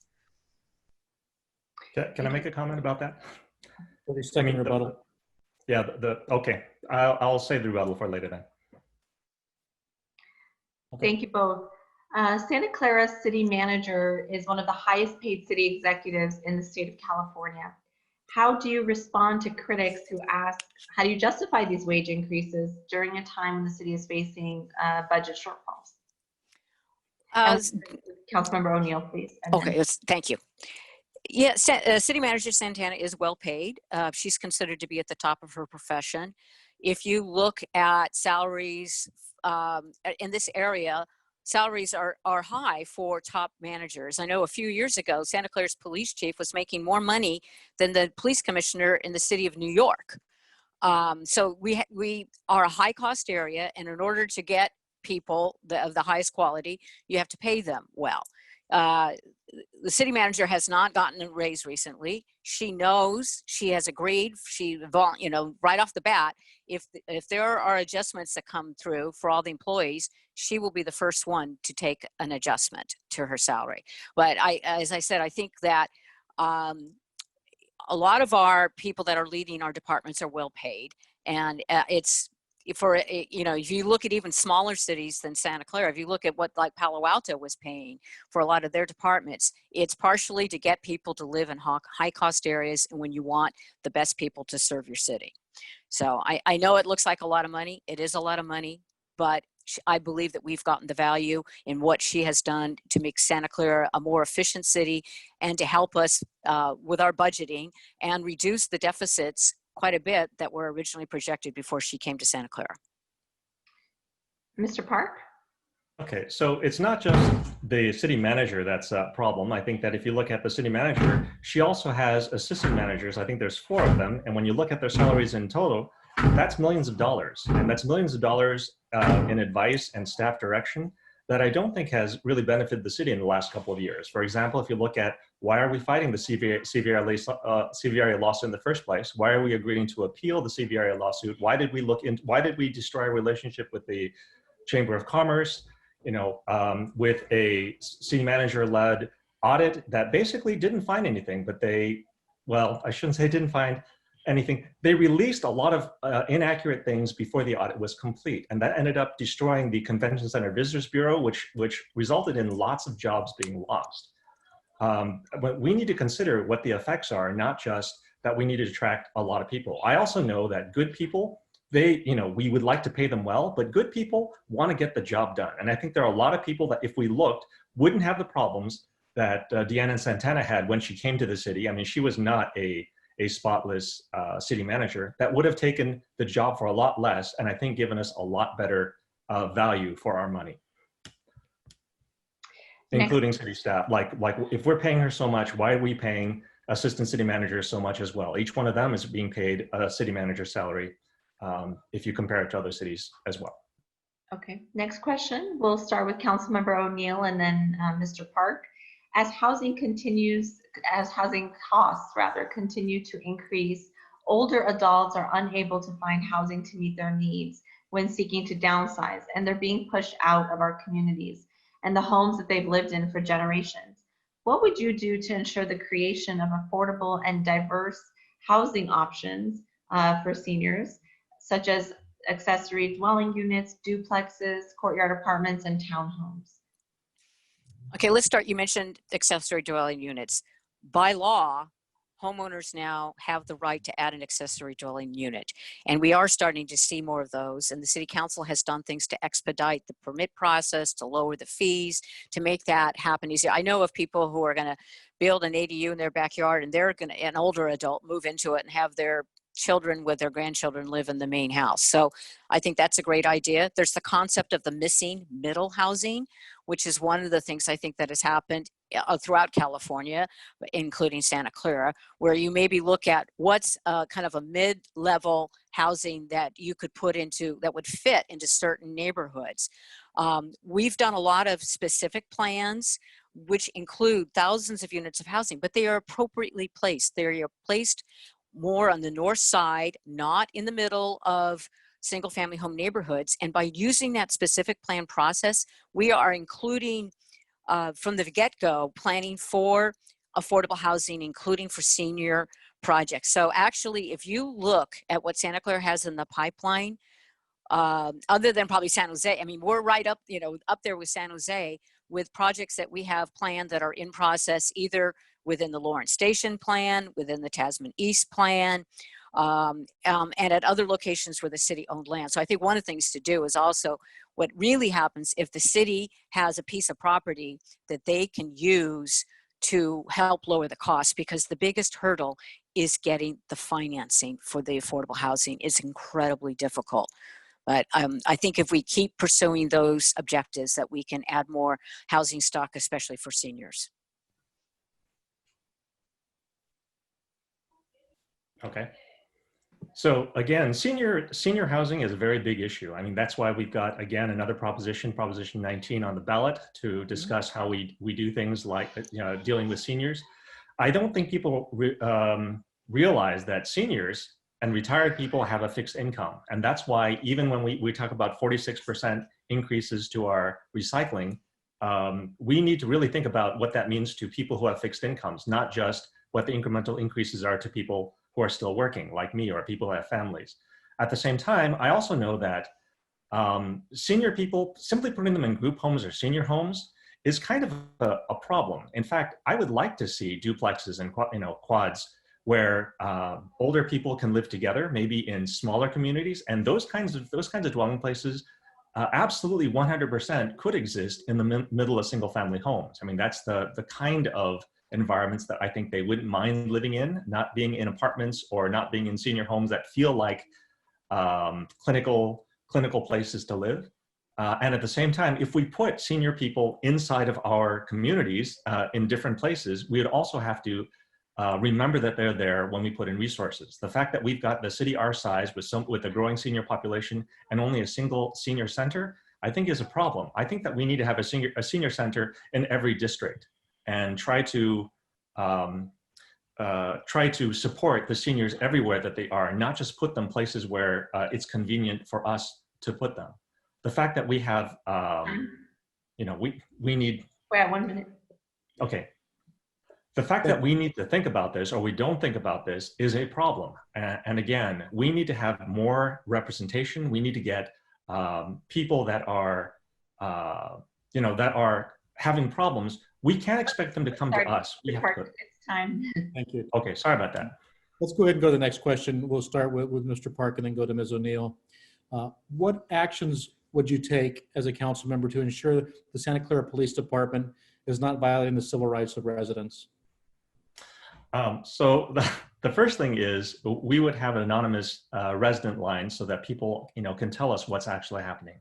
I think one of the problems about knowing what the situation is having the underreporting problem, which is people who are afraid, people who have issues, people who have, they don't tell us what's going on. So that's the first thing we need to know, is we need to know what's going on that we don't currently know about. The second thing we need to do is we need to have outreach committees. For example, every single time we deal with a development, because we care about developers, we have a relationship committee. And I think that we need to have those kinds of relationship committees everywhere. The fact that most of the Santa Clara police officers don't live in the city causes another problem, which is I'd really like there to be more police officers that live in the city, because I believe that police officers live in the communities that police, give us the best types of service, give us the best relationships, and I would like to work on those things. And if they don't live in the city, we're not going to ask them to move here if they currently don't. But I would like to set up those community committees or those community commissions again, where we can meet with the businesses, we can meet with the police officers, we can meet with all the people that are inside of a community and learn what the issues are, and then so that we can better them. I think that would be a good step for district representatives to meet, and not to lead, but to listen. Thank you. Ms. O'Neill? So one of the things is we've talked about the police department. Our new chief is very interested in increasing the types of training. We've done quite a bit in terms of training for de-escalation techniques, and those kinds of things. I think we need to do a lot more of that. I mentioned that we're going to be having a citizen-led review of some of the police policies. I mentioned that about the issue about, do we need to be collecting data on all police interactions with residents or people that are in Santa Clara. So I think that would help. And what I hope, and I'm not going to dictate, I'm not driving this task force.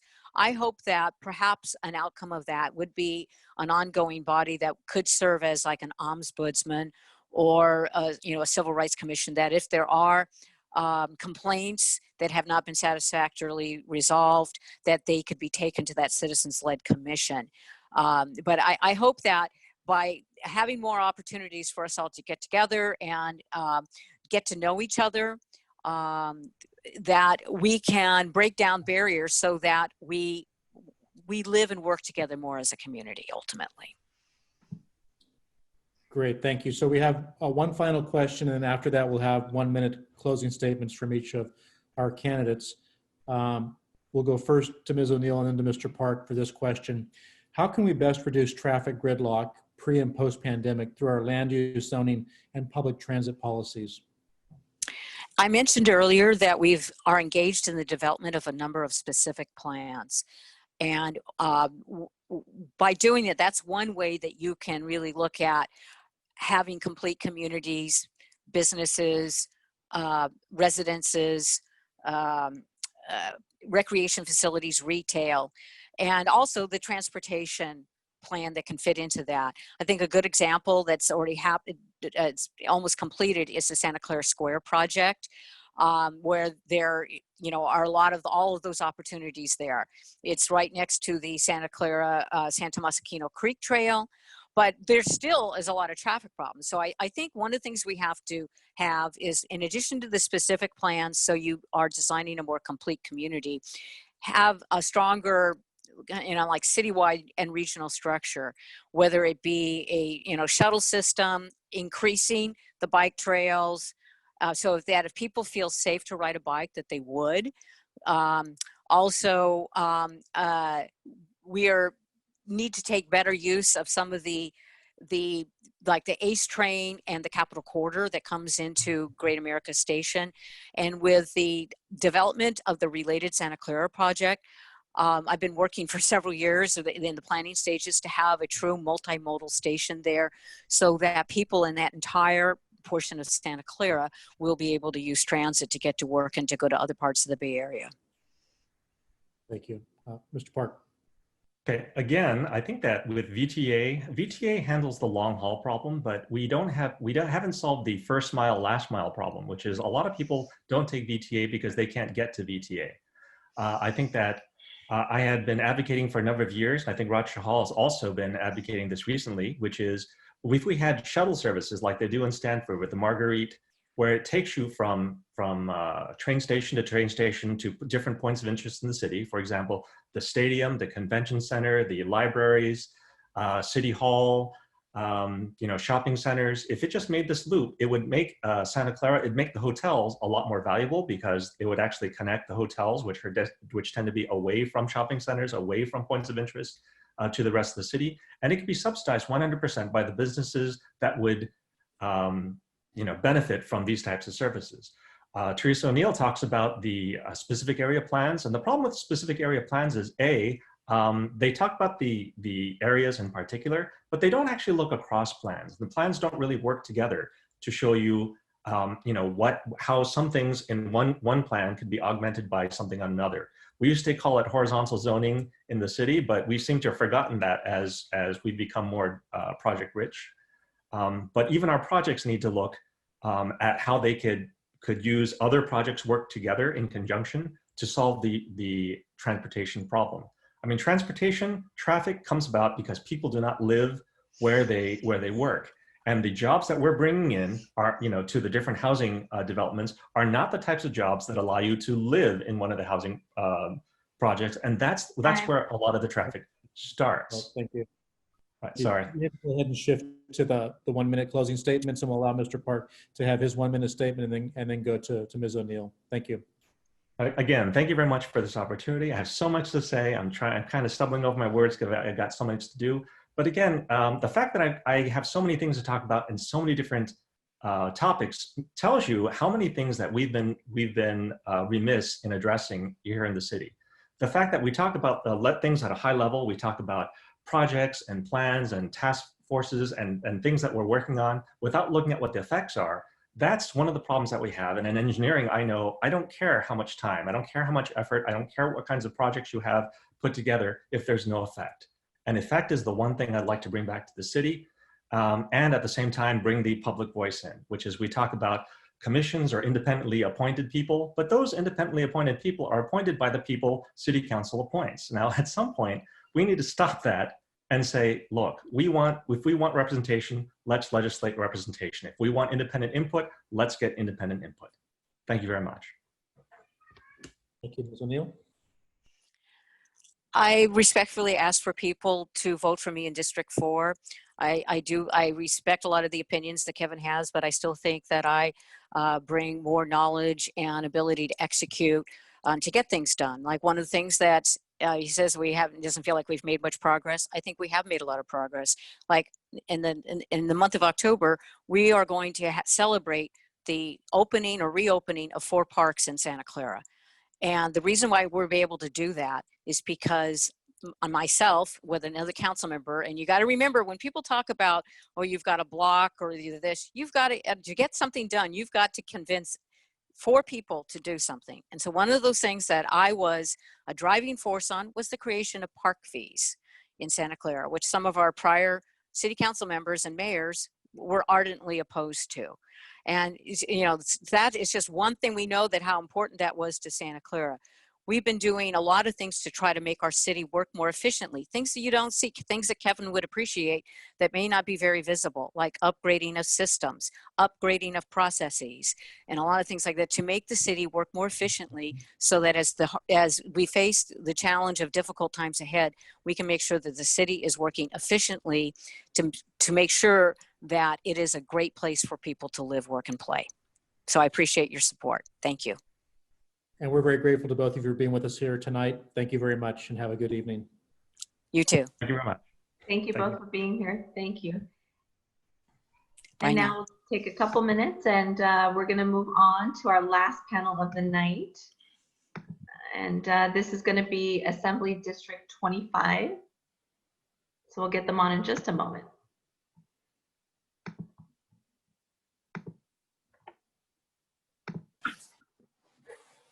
Hello, can you hear me? Hello, we can hear you, Bob. Thanks for joining. Good to be here. Thank you so much. Just a minute more, we'll get Mr. Lee on. Thank you everyone for hanging in there with us. This is our last panel of the night. Wow. Yeah, it's been a good night so far, and this one is going to be the California Assembly District 25 race, and it includes the city of Santa Clara, the San Jose neighborhoods of Berryessa, Alviso, and North San Jose, and the cities of Milpitas and Fremont. And we'd like to welcome our candidates now. Former Ohlone Community College District Trustee Bob Brunton and Alex Lee. And please take a minute to introduce yourselves and tell us a little bit about why you're running. We'll start with you, Mr. Brunton, and then we'll move on to Mr. Lee. Hello, everyone. Good morning or good evening. Thanks for putting this on. Boy, a lot has happened since the primary, and this election has become more important since that time. You know, now more than ever, we're going to need experienced leadership in Sacramento. At the beginning of the year, the state had a surplus, and now we got a deficit. We thought our government had several problems, but now we know for sure. You know, my campaign is very positive, issue-oriented, solutions-based campaign. You know, I've lived in this district for over 40 years. I've been elected 3 times, 12 years as community college trustee, business owner for 30 years, been involved in community activities in every one of the cities of the district. And my promise to you is that I'll try to use all that experience and connections to work across the aisle. I go to a lot of Democrat meetings, independent meetings, libertarian meetings, green meetings, just try to find out what we have in common My campaign slogans are just solutions, no excuses, bold ideas, ready to lead. And that's my promise to you, is just we can improve education dramatically, mass transit, civil justice, Time. and we don't need to raise taxes. So let's go get talking. Thank you. Mr. Lee? Good evening, everyone. My name is Alex Lee. I'm running for State Assembly District 25, where I grew up. I've lived here 25 years, as old as I am now in District 25. And I'm running because prior to coronavirus and the recession, 1 in 5 Californians lived in poverty, in the 5th largest economy in the world. Now, our Democratic supermajority can do a lot. We can actually make a lot of progressive change, but right now we have too much entrenched special interests, especially corporate special interests, that stand in the way. That's why I take no corporate special interest money, no developer money, no cop union money, no fossil fuel industry money, because the time to act is now. When the crises we face right now are a public health crisis, a recession, global climate change, and of course, unjust and racist systems that exist across the country that we are protesting still today, literally tonight, we need action, bold action that happens. And that's why my plan and my experience directly from working as a staffer in the state capitol and the state assembly and the state senate has allowed me to earn the endorsements of the California Democratic Party, the Working Families Party, and many, many state assembly members and senators who I hope to call my future colleagues. So I hope today we'll talk a lot about issues, but also check out @VoteAlexLee on Facebook, Instagram, and votealexlee.com. Thank you. Okay, thank you. Our first question will go first to Mr. Lee and then to Mr. Bruton. And the question is, what should be the top issues taken up by the state legislature next year? Yeah, well, there's a lot of issues, right? The first issue obviously should be to navigate and end our pandemic as much as we can. Right now, under the current leadership of this Republican Party and the Republican White House, they have completely abdicated all responsibility in navigating the coronavirus. In fact, the president, holds rallies where he can infect people freely. So first of all, hopefully we'll have a change in the federal government so that we can provide direct aid and have a strong plan for vaccinations and strong testing programs to make sure that we can end the coronavirus pandemic. Then we can move on to a just economic recovery for all, prioritizing working people and small businesses ahead of large corporations in California. And then of course, back to the original point that I have been talking about in the primary campaign is housing affordability. Way, way too expensive in California, and we should be doing all we can to protect working families, protect renters, and also to be building more affordable housing across the state. Thank you. Mr. Bruton? Yes, clearly we're going to have to get the pandemic under control, and we have to understand it through all the procedures of trying to get understand how we're going to open up this economy. And I just have to believe that we're going to have to open up this economy again. And that's going to be one of my top priorities, is how to bring back, at the end of the day, we were already before the pandemic starting to have structural problems.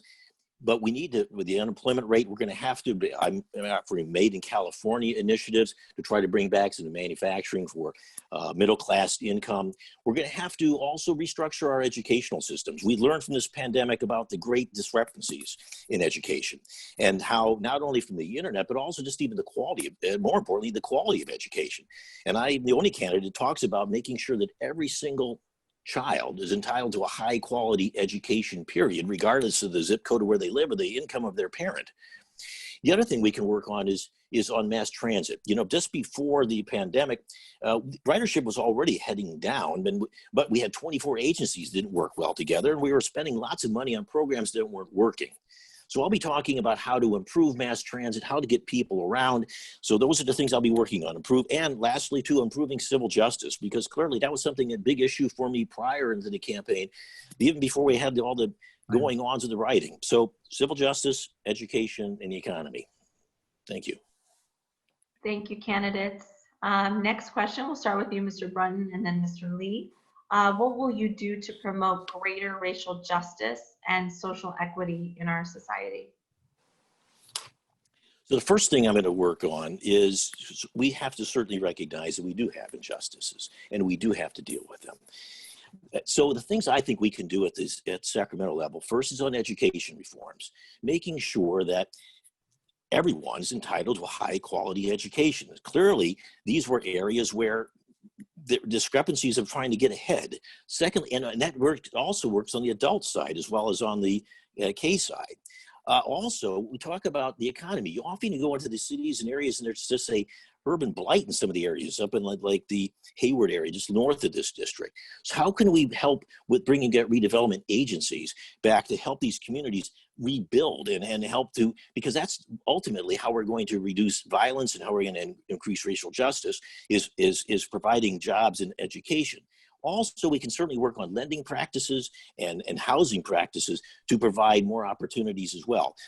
And certainly expansion of covered California will help in the medical care situation as well. So there you go. Thank you, Mr. Brennan. Mr. Lee?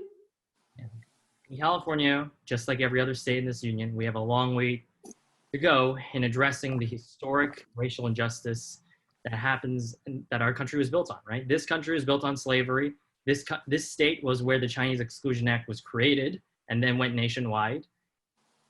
Even today, as we are protesting the very unjust indictment of Breonna Taylor's murderers, the white police officers who murdered her in her sleep, in her own apartment, in the wrong place, they've gotten away with that. In California, we can be an example by really reforming our criminal justice system, right? The first thing that I really hope to achieve is demilitarizing our police. Right now, our police forces operate as an occupying military force, and that's because we've allowed them to buy surplus weapons from the Department of Defense, tanks, body armor, grenade launchers, all sorts of things, tear gas, all things that I've personally been harmed by as well. So, that is the first step in doing that, in making sure that the tip of a pointed sphere of the justice system that has always been pointed at communities of color is first blunted, and then we work on a systematic reform to our courts to ensure that there's fair representation, there's less biases within the judicial system, and to make sure that there is fair justice appropriately handed out. And then at the same time, we also have to work at dismantling the carceral state, where we imprison people at such disproportionate at rates, and even when we start profiling people at a young age to make sure to even go into that pipeline, right, of going to prison. So there's a long, long way we have to go, and of course, economic opportunity and education comes with it, but we have to make sure the pointed spear of racism, which comes in the form of the courts and the police, are dismantled first. Okay, next question will go first to Mr. Lee and then to Mr. Brunton. How can the state best help small businesses recover from the impacts of COVID-19? Am I going first this one? Mr. Lee first. Yes. How can the state help? Well, I think we can help in two ways. One is we have to use our buying power and the state's organizing power to make sure that we eventually will have the ability to distribute vaccinations for everyone in California. But at the same time, I believe we need to strive, and I work with the executive branch on this, to strive to make sure that every single California can get tested, and very quickly within a short amount of time. Because the only way to really confront this virus is to know where it is, to trace it backwards, and eliminate the threat. That way, consumers and businesses can operate with confidence, that they will not spread or get coronavirus to their workers, to their patrons. And that is a huge thing that the state level can do. Second thing is to work with the counties and the California Public Health Department to make sure that guidelines are being followed and that actually we're helping small businesses. I hear a lot from businesses that struggle to figure out, well, I'm a chiropractor or I'm a store. How do I fit with the social distancing? How does this work? There's so many guidelines. There's the purple color, there's the red color. What does this all mean? There needs to be strong community-centered guidance when it comes to these things about reopening and practicing social distancing while we have to confront the coronavirus. But ultimately, the state needs to be ending the public health pandemic immediately, as quick as possible, so that we can go about our daily activities with confidence and without keeping the death toll so high, too. Right now, over 200,000 people have died in the United States, worse than any developed country in the world. So we have to prioritizing the public health response as a means of economic recovery. Thank you. Mr. Brunton?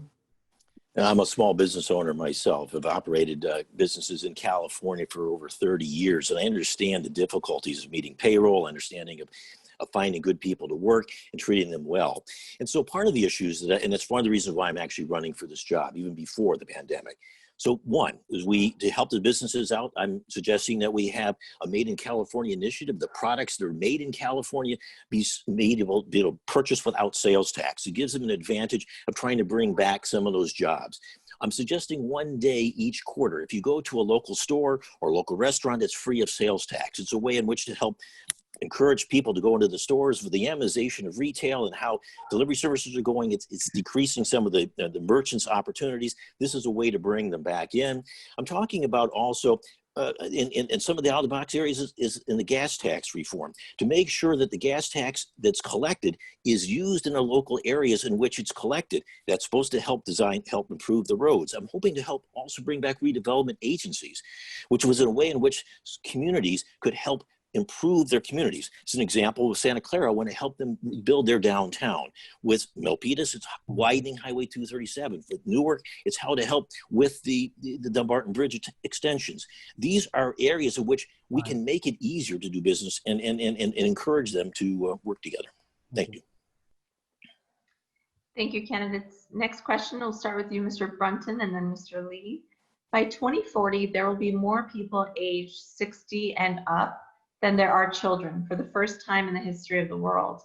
What steps will you take to ensure that all Californians have the opportunity to prosper in communities, achieve lifelong health and economic stability?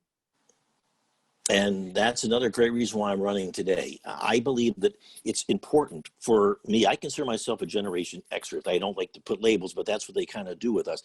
But we need to link the generations together. It's something we talk about in financial planning all the time, is how are we going to ensure prosperity with all generations? Clearly, we're in my generation and older have been leaving behind a big financial mess that we're going to have to clean up, so the younger people, like my opponent, will have a world that they can enjoy as well. We're going to have to make sure, with all the movements with longer term health too, we're going to have to watch a better way to work with long-term care for our seniors. The same token, we're going to have to learn a way to transition people out of their houses so that people can move into their houses. Because a lot of that's what two of the propositions we're talking about, property tax reforms. How can we move them around? Clearly, we have to have our generations respect each other too. We're gonna have to talk to each other more often, and I hope we do that. And what else was your part of your question? It was about, I think I got for most of your areas, but it is, and clearly we're gonna have lifelong learning is too, because frankly, you're gonna have to learn a lot of different jobs over your lifetime. So a lot of people in their 50s are gonna have to learn new careers. What they learned in their 20s isn't any good. That's gonna be the same in the future. So there you go. Thank you. Mr. Lee? Wow. During our primary campaign, when we still could do these things, and we knocked on 30,000 doors, I was maybe pleasantly surprised how many times that when we were going to find someone who was perhaps an octogenarian, an 80-year-old voter, a lot of times we were talking with them and or their caretaker, right? A lot of families can't personally care full-time for their elderly parent, for their grandparents, so they have to hire in-home care workers. And the problem right now is that the state has a large role in making sure that is affordable and accessible to people. That's why the human services and social health and human services budget is going to be important to me to protect and grow over time, because we will have more and more seniors who will need care to live dignified and as independent lives as possible and live within their own homes. And that's the kind of system we have right now. And right now, those systems are constantly under threat from being defunded or not having the appropriate funding, but we need to be adequately budgeting for these things. As a Gen Zer, we have inherited a lot of crises, right? The climate crises being the top one within the next 10 years. If we don't solve, really, we won't live that long. But these are all things that we have to solve. Great, thanks. Next question, we'll go first to Mr. Lee, then to Mr. Brunton. Most bills to increase housing production failed in the state legislature this year, including a bill to authorize duplexes in single-family zones. What policies do you support at the state level to increase housing affordability and availability? Yeah, so the bill mentioned, you alluded to, was SB 1120, I believe, if you're alluding to that one. That one actually had all the votes in both houses. It passed. It was procedurally, it died for a lot of BS reasons, but it passed, right? And I think these are going to be policies, common sense policies we allow back next year, and I'd be happy to be supporting. There's a lot of common sense things about upzoning, allowing duplexes or triplexes in single family homes that can blend in seamlessly. I live next to like duplex, triplex kind of area right here, my single family neighborhood where I grew up. But frankly, those are good common sense approaches. One approach that I'm going to spend a lot of energy on is what I call social housing, what we call social housing, is to make sure that there's the public option to building affordable housing. Right now, we only are able to negotiate with a private for-profit development market in building our housing stock. But hopefully we can flip the equation around where it's instead of just 20% affordable, legally speaking, it can be 80% affordable and built at cost. because we should be housing people for social good, not for profit at the end of the day. Thank you, Mr. Brunton. This pandemic has given us some opportunities how to really look at housing from a broader perspective too. Certainly, one of the things that died in the legislature was some of the churches wanted to offer some of their properties at lower, to do some housing on them. And I thought that was a great idea to do. And it seemed to die for political reasons. And, that's one of the things also I plan to do is try to depoliticize housing. And it seems that it's become too divided between the Republicans and Democrats or developers. And I'm just laser focused on trying to fix the problem. That's kind of my engineering background on these things. And so I think some things we can certainly do is on working, improving renter's credit, buy to own programs, non-recourse loans, ways to encourage home ownership and then the pride of home ownership. So I'm going to be looking for that.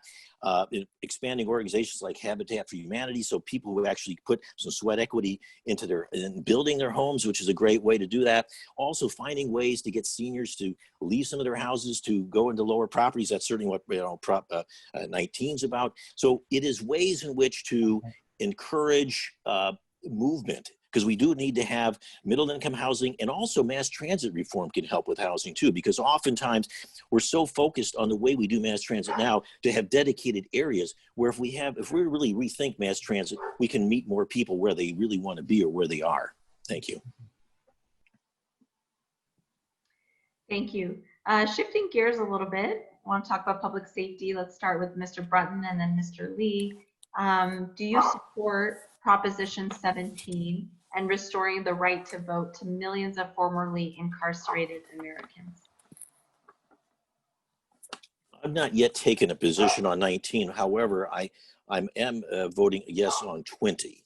And as far as for the public safety, I think that the job of the police force has really been very expanded from its original concept. And the first thing I want to do is try to decrease some of the tensions.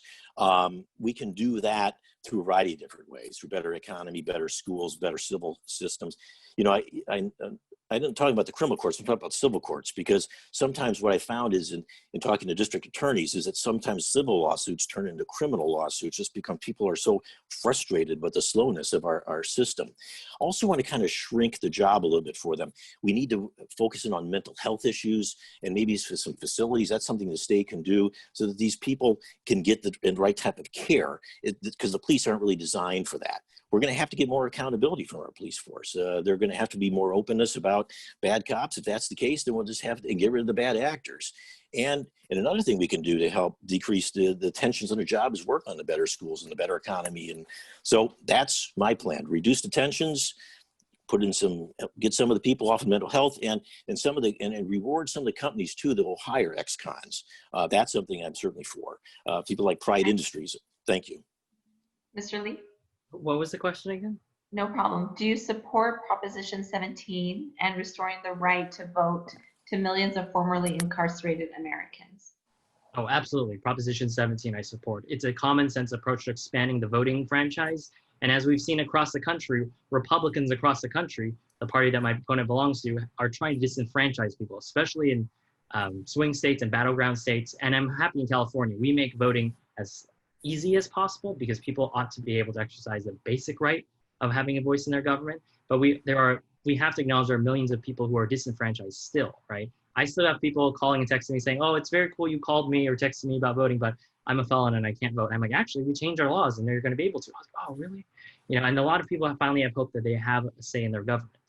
On the broader topic of public safety, which I've alluded to, is, we have a very fundamentally broken system of policing in this country, right? A lot of people across the country, even tonight, are protesting how unfair it is that white police officers can murder Black citizens, completely innocent people too, and get away with it without our justice system providing any sense of justice. So until we have a systematic reform to the policing, to our courts and our prisons, we're not going to have that, and we're not going to have racial justice across our society.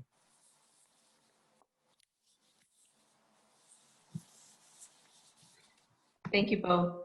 Asking now an education question. We'll start with Mr. Lee and then Mr. Brunton. What investments do we need to make and policies do we need to adopt as a state to improve distance learning as our students and teachers adjust to the new normal? Yeah, absolutely. So I'm brother to a high schooler right now, and I get to experience secondhand the joys of distance learning, the challenges of distance learning, you know. Right now, I think a lot of frustration among families, among educators and students, frankly, is that a lot of the systems were, to no fault of their own, hobbled together kind of last minute. The state did not provide enough guidance or warning ahead of time, ahead of schools reopening, and there was a lot of confusion, whether it be in person, whether it be social distancing.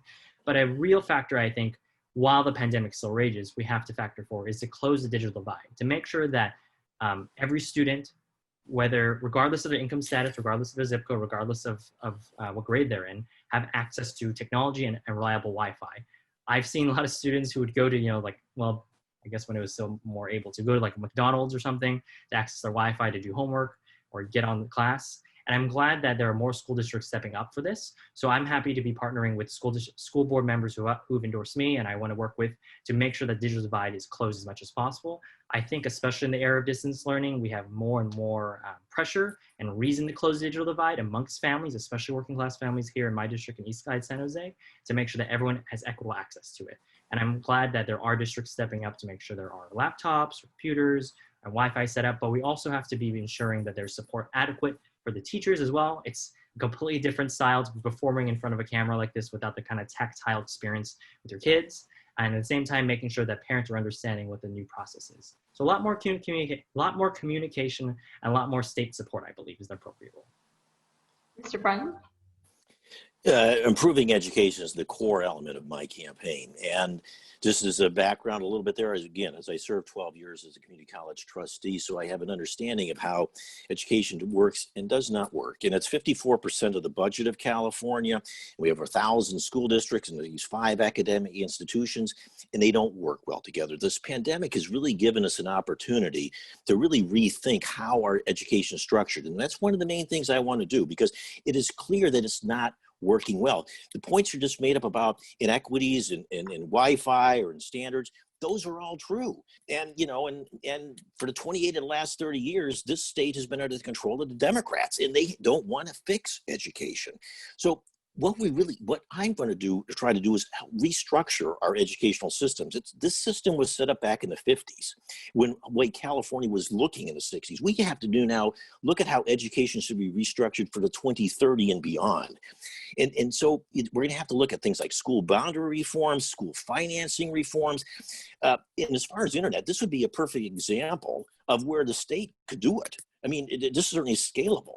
Why waste all the resources? There are so many things that we can be doing that the school districts could like to put some money into, because eventually the kids are going to be back in class. I mean, we hope this is short term, that next year this time these kids are in school. And so we're really looking at how can we maximize, we spend a lot of money on education, but we're not getting our money's worth. This pandemic has given us an opportunity to do major restructuring of the way California is delivered, funded, and set up. And that's really what I want to do, because we can dramatically improve education at all levels of grades. And that is our top priority. And it's help for racial justice as well. Thank you. Next question goes first to Mr. Brunton and to Mr. Lee. I'm sorry, did you have a 30-second rebuttal? Yeah, can I do a quick rebuttal? Is that okay? 30 seconds. I was just going to say, Democrats like myself do care about education, frankly. And this might sound strange coming from me as a Democrat, but in California, we value local control when it comes to school districts and really valuing the diversity of our school districts and how the decision-making works on local level. So really, I'm hoping to work across the board cooperatively. I think the state, as we have done with precedent, sets the guidelines, but it's for the school districts individually to set what's right for their community. And I want to work hand in hand to make sure we meet those goals cooperatively together. So. Thank you. Next question will go first to Mr. Brunton and then to Mr. Lee. The International Panel on Climate Change says reducing greenhouse gas emissions during the next 10 years is critical to avoiding the worst impacts of climate change. The Bay Area is already feeling many of those impacts in the form of historic droughts, floods, and fires. What will you do to slow the rate of climate change and reduce its impact on low-income and marginalized communities? Well, I'll tell you, this is such a huge issue. And and I'm supportive of almost all of the type of environmental issues, and we love, we're going to try to make us air as clean as possible. There are a few things I plan to focus in on next term, however, are on trash and on recycling. We got rid of the recycling centers. We're starting to see trash in our communities, and I think we need to have higher standards of less use of virgin plastics instead of recycled plastics. So I'm going to have higher standards in that regard. Certainly, I've talked about the deal of parks, and I believe it's part of our mental health as well as our physical health as well as our environmental health to make sure our state parks, which is a real treasure, are funded, clean, available to all of our citizens. And then also at some point we're going to have to do mass transit reform, where I believe the way we're looking at it is incorrect. I remember when we had wired internet and then we went to wireless internet. Well, the mass transit is like the wired internet right now, and it should be more wireless. In other words, so that it's really more the ability to have the individual pods, what they call the case, connected, automated, safe, shared, electronic. This would be a great way to help for mass transit to make it a cleaner environment. Thank you.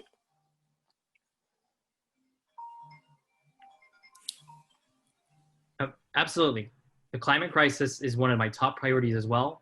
Right now, what we've seen just this summer, with 1 degree of warming across the globe, is Martian skies, crazy record-breaking wildfires right in our district even, and crazy heat waves and everything across the world, droughts, floods, hurricanes, everything. You have the proof in front of you that exists. And with all due respect, recycling and parks are important parts of our environment, but they aren't going to solve the climate change problem. I'm a staunch believer in the California and the National Green New Deal, which we have to have a comprehensive decarbonization of our economy, of our society and our transportation sector. And what I really hope to do is build upon the pathway that the governor has today excitingly just opened. He has declared by executive order that we will no longer sell carbon-based cars, which are very much so perhaps sometimes the first or the second most polluting source of carbon emissions. So we're not going to have any of those by 2035, which is very exciting, puts us on par with our European counterparts. But there's a lot of work to do within the next 15 years, right? We have to really end fracking in the state, which he has also expressed some support for, which I hope to take on in the coming years. We have to also indeed improve our mass transit so that people do not have to rely on cars, electric or gas, either way. We need to expand our public transit system, much like every other metropolitan region in the world that we're comparable to, and also to build dense, smart growth communities so that people don't have to drive everywhere. People can walk, take the public transit, and really reduce our carbon footprint that way. Because buildings and transportation account for some of the top sectors of carbon pollution. And if we can radically and aggressively address those issue areas, we can really tackle the climate change issue and hopefully not get above 1.5 degrees. Because at 1.5 degrees, the natural environment will get a lot worse, and we really don't want to have really live on Mars. Thank you. Thank you. Want to ask another transportation-related question. What should the state be doing to support and improve our public transit systems and to increase ridership? And we'll start with Mr. Lee and then Mr. Martin. Oh yeah, absolutely. So I've supported David Chu's measures to consolidate our very many public transit agencies across the Bay Area. We can do that. We can streamline the services so that the services are actually working hand in hand. And at the same time right now, while ridership is plummeting because of the coronavirus and the service cuts are impending, it's showing a real weakness within the American public transit system, which is depending on ridership fares, which should not be the case. Public transit should be a public good, should be accessible to everyone, and should be free of charge up front, but that's how we should spread the cost evenly to all folks. So we should talk about how to actually refund and reimagine our funding models for public transportation, especially of a Bay Area-wide transportation network, so that the coverage can be solid, can be convenient, can be easy for folks. I live next to a light rail station here, and sometimes I live next to a light rail station and the BART over there, but it's actually funny because it's easier for me to get to the Milpitas BART station than it is the San Jose one. And that's one of the microcosms of how our public transportation system is failing working class people. If you depend on the bus, light rail, or BART, it's not working for you. So we need to aggressively expand that and get the tax dollars and the legislation through to allow us to do so. Time. Great. Mr. Brunton. Yeah, mass transit was a major feature of my primary campaign and major feature of this campaign. You know, we have these 24 agencies in the Bay Area. They don't work well together. Clearly, looks like we're in total agreement that at least we need to consolidate them. But the other portion of them is that there's no accountability. Of those 24, only 2 have elected boards. And at some point, too, and maybe elected boards aren't perfect, but we need to also have more accountability into these boards. And also people are then really watching out for them to work together. And also with mass transit, I think it's time for us to even really rethink mass transit. I used the example in the last question about wired internet versus wireless internet. And I remember the big fight we had over that in community college. Well, we're going to displace jobs. You know, if we go to wireless, we don't need these things. But I said, but that's going to expand our ability to do stuff. And Jeff's exactly right. And so if we go to our wireless transportation system, as opposed to always fixed on a fixed rail, will give more people the opportunity. You can certainly do that with, you know, the connected autonomous cars they're talking about that are on a shared basis, being electric, so they would be free of emission standards. And these transit agencies could could buy these in bulk and so forth, and we could start really moving people around, because we don't talk about how they're going to get to the 1 or 2 miles to get to the BART station, because not everyone wants to live next to the BART station, nor should they have. And they also have work responsibilities to go to. So that's one thing the state can be doing. Also, when we look at how, like I said, I talked about accountability, the management structures that we're having. There's too many people profiting off mass transit, but aren't really giving the ridership. So we certainly need to also incentivize ridership growth, ridership satisfaction as part of the compensation program for the mass transit agencies. Okay, we've now come to the time for our closing statements. We'll give each candidate 1 minute for a closing, starting with Mr. Brunton and then Mr. Lee. This really is an important election, and you have 2 very different candidates. And I think the most important question is who can best represent you, this district, in its future. And I believe it's me, Bob Brunton. You know, I have been in situations where I was a single Republican and a 7-member board, and I was able to work with my Democrat friends to make things happen. Many times I made it to a 4-3 vote, so I know how to work across the aisle. And we need both sides of the aisles to work together. This last assembly, this last legislation, Republicans were just thrown aside, and that's not even healthy for anybody. Everybody should have some minority rights, and I think the Republicans should have some minority rights, but I will work hard to work with the Democrats. The second thing is how am I going to treat you? I promise to treat you with decency and candor and respect, and just really laser focused in on fixing these issues in as nonpartisan way as possible. I have kind of an engineering background where I just try to fix things and move on. And so let's get involved, learn more about my solutions and ideas and making life better in California so the young people like my opponent will have a great life in the future. Bob Brunton for State Assembly. Thank you, Mr. Lee. Yes, so I'm running so that young people like myself can solve the issues in front of us that we must live with. I grew up in this area, but I've had the great privilege of growing up in North San Jose and Milpitas. But to be fair, a lot of folks are not going to be able to if we're on the same course. With our climate disaster, with our housing crisis, a lot of folks would rather move somewhere else where it's much more economical for them to start a life. I can't tell you how many times when we were on the campaign trail that I met families that are literally in the process of moving to Oregon, to Nebraska, to Texas, to New York, places that they have found better opportunities. And California ought to be the land of opportunity for everyone. And I really believe that it is the right approach, the progressive approach to do so. Because my philosophy is really about, well, I like to say the only radical thing about my philosophy is radical inclusion. We should be including everyone, regardless of their sex, of their sexual orientation, their race, to be able to succeed. But that sometimes says we have to recognize those things and actively work to undo the historic injustices against those communities. If I am elected in November, I will have the honor of being the first bisexual state legislator ever in California, the youngest Asian Pacific Islander in California ever. Those are historic records. But I'm also incredibly proud is because we won our grassroots campaign, even though we were outspent 15-1. Without taking a cent of corporate money, developer money, fossil fuel money, or copying money. Because my priority is on you. Whether you are an independent, a Republican, a Democrat like myself, or Green Party member even, it's about working together to solve the issues in front of us. And if you feel disillusioned about what's happening at the national level, or sometimes even the state level, I don't blame you. a lot of the times the established politicians have not been working for us. And that's why I don't take any of that establishment money, and I hope to earn your vote in November. Thank you. Great, and thank you to both of our candidates. That concludes our second and final night of forums for Santa Good Clara night. Thank you, everyone. State race. We appreciate you being here with us. And tonight's forum was recorded. San Jose Spotlight will be publishing a recap, story, and video soon.